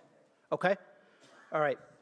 With no more questions, this is a majority vote. All those in favor? Any opposed? The motion carries, and this one is unanimous. The second one, again, is a request for use of previously designated and restricted CPA funds. Could we have the motion? Moderator, I move that the town vote to appropriate $27,500 from the Community Preservation Fund to design, engineer, and construct a new trailhead and parking area on the approximate 2.32 acre parcel on North Road, Hampden, Massachusetts, identified in Article 28 of this warrant. We have the motion. Do we have a second? I thought I heard one. We did. All right, we have a motion. We have a second. How do you feel about it? Advisory is recommending favorable action. Any questions? Seeing none, this is a majority vote. All those in favor? Any opposed? It looks as though we have a majority. We have a unanimous. The next two are zoning bylaws. The first one, Article 30, battery energy storage systems. The moderator's understanding is to add to the current zoning requirements that any of those petitioning the town to build an energy storage facility system, and that this bylaw information will be voted on the town meeting. By the town meeting tonight, this information has been made available both via the website and in handouts tonight as you entered the building. Do we have a motion? Mr. Moderator, I move that the town zoning bylaws be amended to regulate battery energy storage systems using the changes recommended by the planning board after public hearing, where printed copies of those changes have been distributed to this town meeting. The motion is made and seconded. This time, I believe we bypass advisory and we get a planning board recommendation. Does the planning board have a recommendation? We recommend favorable action. Planning board recommends favorable action to their own article. This is to regulate battery storage. It is a, what's that? I want to ask them. You know what? That's the great thing. We don't have a finance committee, by the way. We have an advisory committee, and they do make a recommendation. For the record, we do recommend favorable action on this. I know you, see? There you go. Mr. Moderator, we have a document we'd like to add to the record. Please, you should read, I think the document should be read. Okay, it's not the bylaw, but it is the cover letter that is going to go with the submission of this bylaw to the Attorney General. Okay. Was it handed out to the voters as well as the rest of the document? I didn't see everything that was on the table. It was not. All right. I'm a little bit hamstrung here. In essence, the voters won't know what they're voting on. I think it's important that it be read and not just simply attached to the record. Yeah.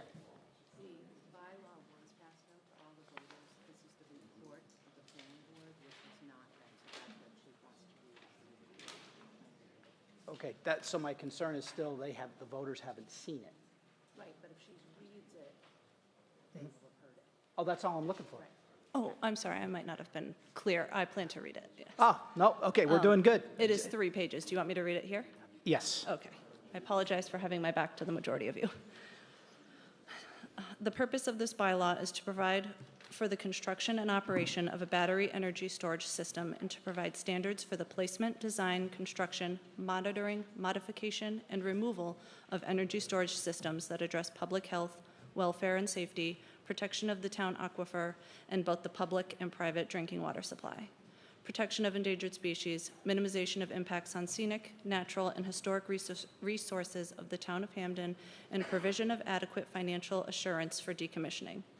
The importance of promulgating reasonable bylaws regulating battery energy storage systems in the town of Hampden cannot be underestimated.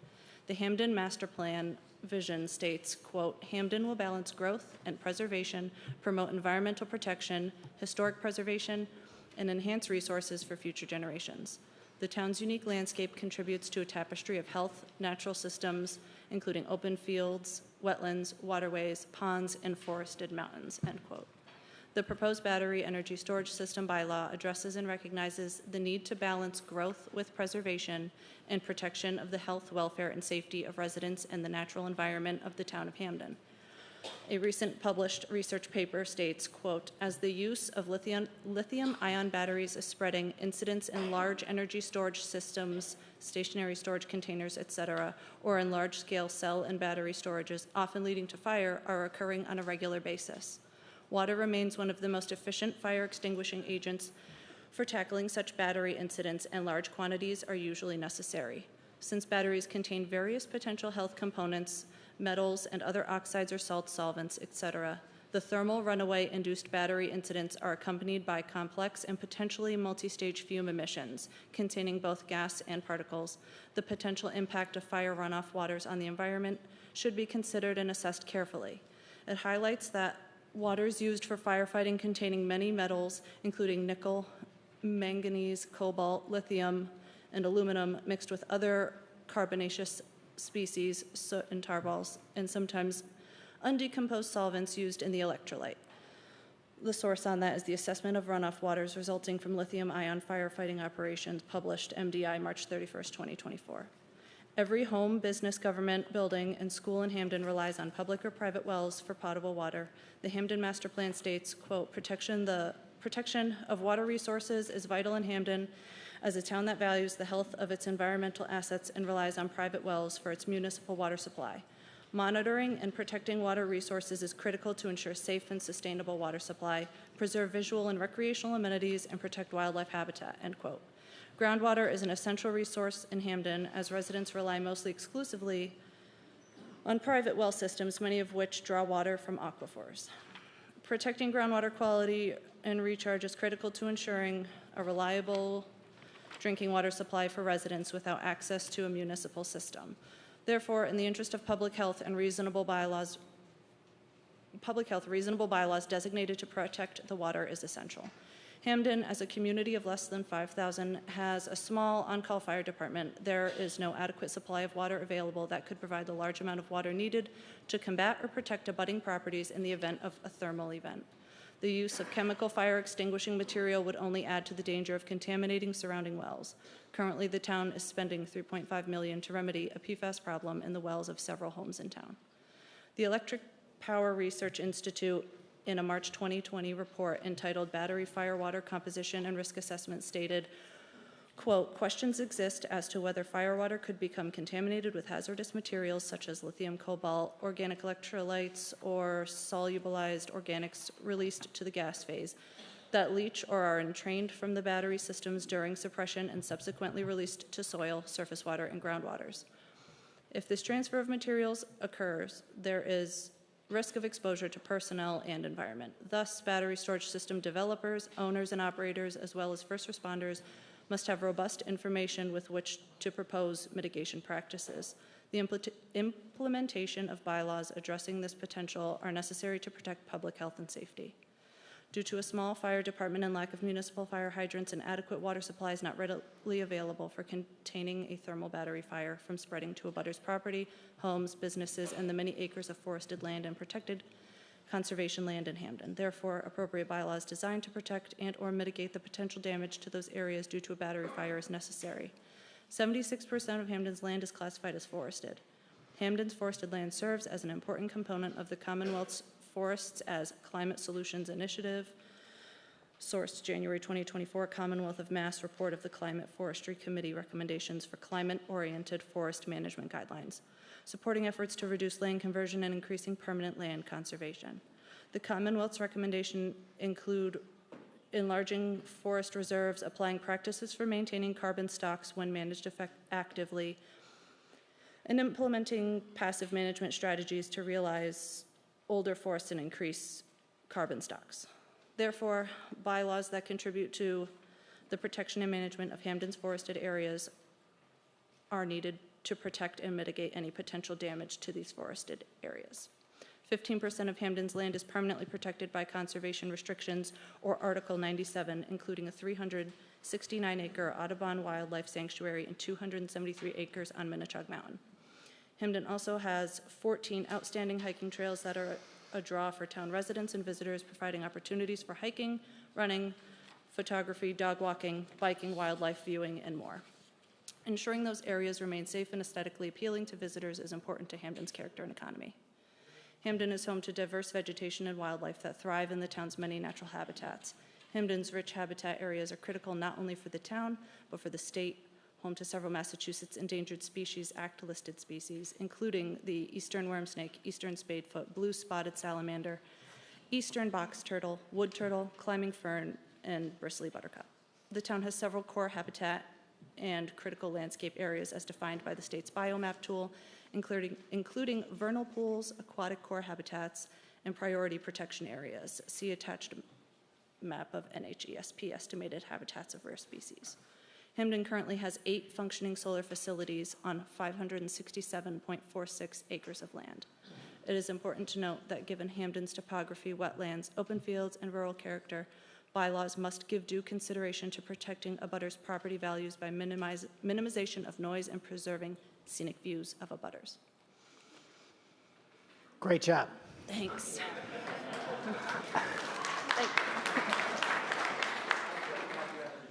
I know that seems like a lot extra, and unfortunately, sometimes it's like drinking water from a fire hose. But the reality is this report is going to be submitted to the Attorney General in support of the bylaw that we're asking you to vote on, and you haven't seen it.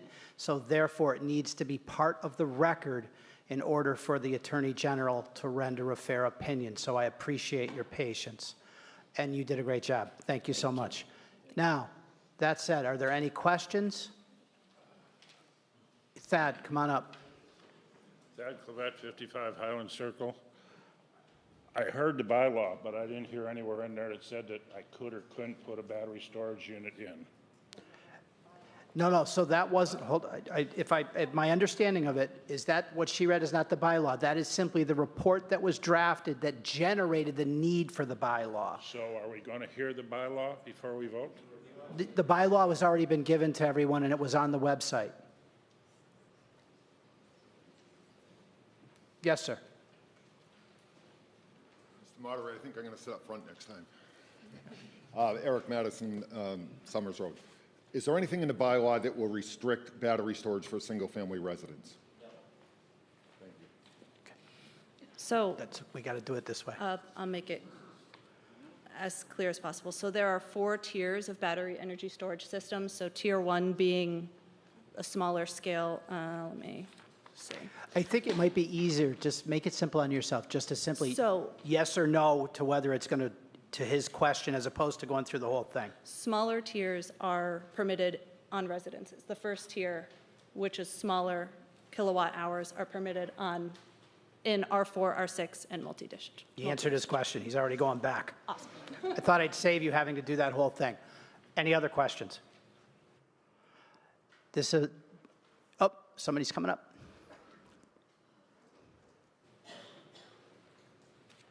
Famida Bashar, 23 Walnut Road.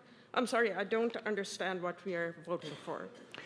So the issue here is to add to the town's current existing zoning bylaws regulation with regard to the construction of battery storage facilities, typically associated with solar farms or the like. So we have already decided that we are putting in a battery storage system? Nope. I'm going to try and answer this, but I'm going to let you go. This is if someone were to petition the town to establish or build a battery storage system, these would be the regulations they would be required to meet in order to construct such a facility. So we're out in front of it. But what's that? Go ahead. Yep, please. So I think it's really important to understand that this is already a law in Massachusetts, that these 4 tiers are permitted in this state. What this gives us is an opportunity to have a little more restriction given the unique situation of our town, which I outlined in the letter. So in Massachusetts, these storage systems are already permitted. If this is not voted and sent to the Attorney General, we have zero protection and they just follow the state statutes. so just to be clear, we cannot, it's not going to come up in a town meeting and we cannot vote on a yes, no. It will just happen. So, yeah, what you're voting on is to accept the change to the zoning, and then going forward, if someone petitions the town to establish such a facility, they must go through the planning board to get approval using this bylaw. Got it. Thank you. Okay. Make sense? All right. Are you coming this way? Let's have, if there's no more, we'll make this the last one and move on. Okay. I'm Pat Cody, Colony Drive in Hampden, and I'm wondering, is this automatically approved by the state? If somebody comes and wants to do battery storage in it, does the town have the ability to deny it? No. So no, that's correct. The state sets the regulation. If we don't set our own zoning bylaws surrounding it to give a little more restriction based on our town, they just follow the state statutes and they don't come through the planning board whatsoever. So You got to, hold on. Before you answer, they need to hear Pat's question. Can they override our zoning? I mean, if we were to deny something, could they override that?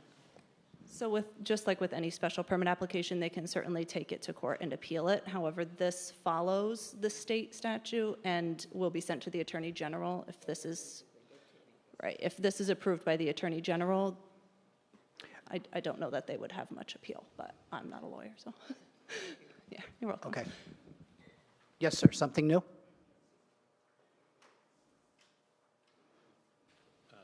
John Quackenbush, Greenleaf Drive. Just a question about the Tier 1 systems. Are the sound requirements, do those apply to Tier 1 systems as well? Because I don't see anything in here. The required continuous monitoring and then the sound studies before installation? Yes. Yeah? Okay. You're saying it would apply, John? Okay. Okay, thank you. Okay.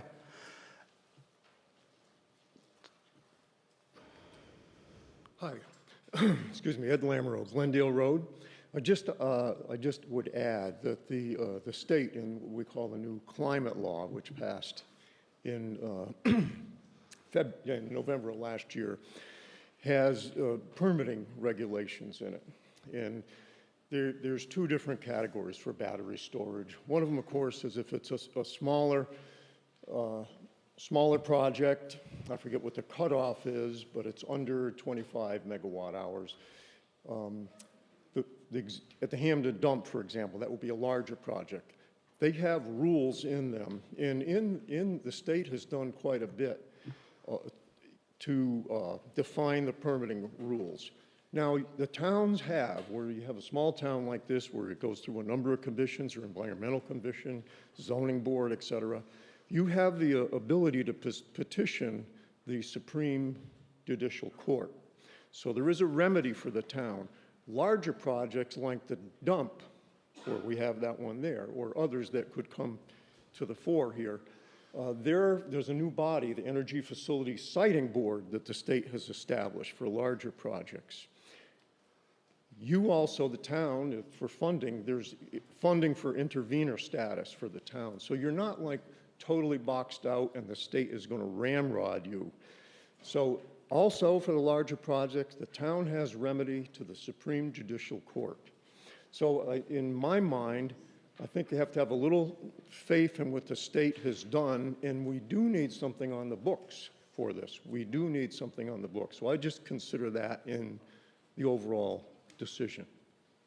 Okay. Are we set to go to the vote? It appears so. This is a change or an addition to the current zoning bylaws. It will require a 2/3 vote. All those in favor? Any opposed? The 2/3 is declared. Article 31, accessory dwelling units. My understanding of this is that this is a new zoning bylaw which allows us to regulate residential accessory dwellings on the same parcel and will keep us in harmony with state requirements for the same. The bylaw, the information to be voted was, again, available tonight for review, and it is part of the planning board process. Do we have a motion for this? Yes, Dave Demers, Glendale Road. Article 31, to see if the town will vote to amend the zoning bylaw of the town to replace its current accessory dwelling unit bylaw with one that is compliant with recent changes to the state law to provide special zoning protections for accessory dwelling units, or to take any other action relative thereto. Just want to say real quick, we're just hold on, before you go to that, we need a second to the motion, and then we have to have some recommendations. We've got, yes, sir. Let me go back to it. You did. I'm sorry, I didn't catch that. Thank you, Dick. I was waiting, and I didn't catch the words I move. said Article 31, and then I said 2C. It's the I move. Oh, I don't have that one. I move that the town zoning bylaws be amended to change the regulation of accessory dwelling units, or ADUs, to using changes recommended by the planning board after public hearing, where printed copies of those changes have been distributed to this town meeting. The motion, we have a second. Advisory recommendation. Advisory recommends favorable action. Planning board recommendation. Planning board recommends. Favorable action. Favorable action. Now, do you have something you'd want to, now would be the time to. All right, I just want, all we're doing is we're amending our bylaws that are approved from last year to comply with the Massachusetts law. That's all we did in this one, is we just updated it to make sure it's in line with Massachusetts. Okay, that was my understanding. The only part I had is I thought it was new, but it's an amendment to the current ones to keep us in harmony with the state, as we discussed. Yes, sir. Okay. Are there any questions? Seeing none. Oh, there is a question. Gary. Gary Weiner, 53 Mill Road. Just a comment here. If you bump into your state legislators in the supermarket, give them an earful about this ADU. We really don't have a choice in accepting it. But as a quick example, if I've got 30 acres here in Hampden and I can build 20 houses on that under the subdivision control law, I can now build 40 houses. And the legislators, when they pushed this through, had the idea that they were all going to be granny flats, that our elderly relatives like me would give my house to my children, and I'd build a 900-square-foot granny flat. But the reality is, the way they wrote the law, you can be the owner, but you can rent both of those houses out and not be there for the year. I noticed in the bylaw that it can't be short-term rental under 31 days, but that doesn't preclude me from taking my 2 homes that I've got and renting them out. So again, we really don't have much choice with this bylaw that's going through, but if you bump into your legislators, give them a kick. because it could negatively affect this town dramatically in a couple areas if you think about the open space that we have. Anything more? Okay, so this is an amendment to the current zoning bylaws. It requires a 2/3 vote. All those in favor? Any opposed? It is. Yeah, you want to let me finish this one, or do you want to say, you had something on this? No, I just want to say one thing before you next. Your timing's incredible. The 2/3 is declared, and it was unanimous. So the article passes. You have, if you go. I didn't get a chance to say this before because we had so much going on. Unfortunately, we lost half our crowd, but I want to call out Craig. Craig has been a valuable member of the select board. Heck, he came on when we were just the board of selectmen, and now he's a select board member. And we're really going to miss him. And I think the town does owe him a thank for stepping up and just, being the new guy and being schooled by Don at every meeting. I mean, Don called him Greg for the first year and just still does? Okay, great. But we'd like to give Greg a big round of applause for being selected.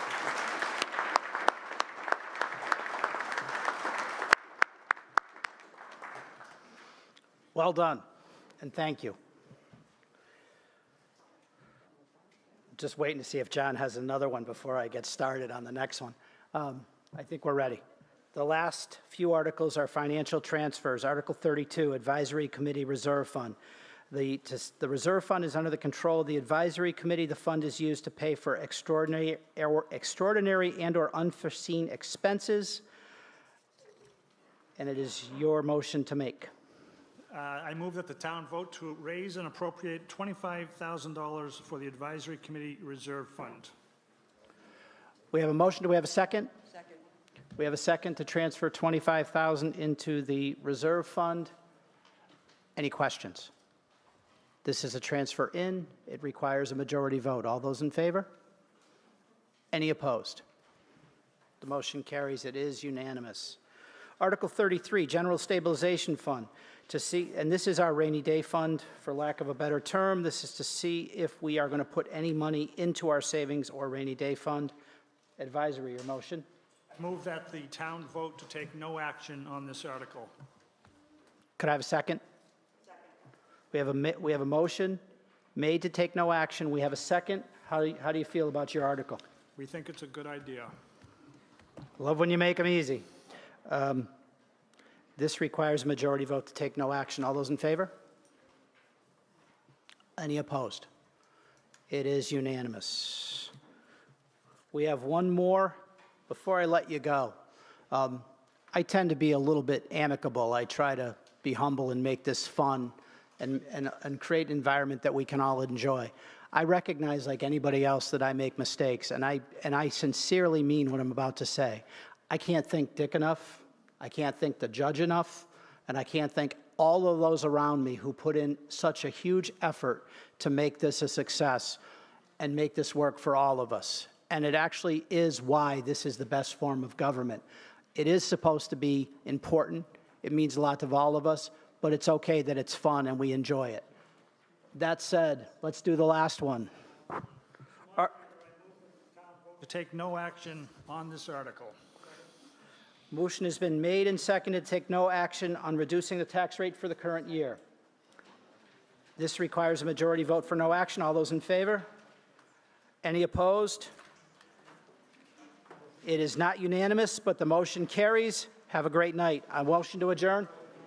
Well, I'd just like to thank Superintendent Provost for being here this evening and staying for the entire evening. Thank you. I'm not going to get to do this any other way. Thank you so much for coming.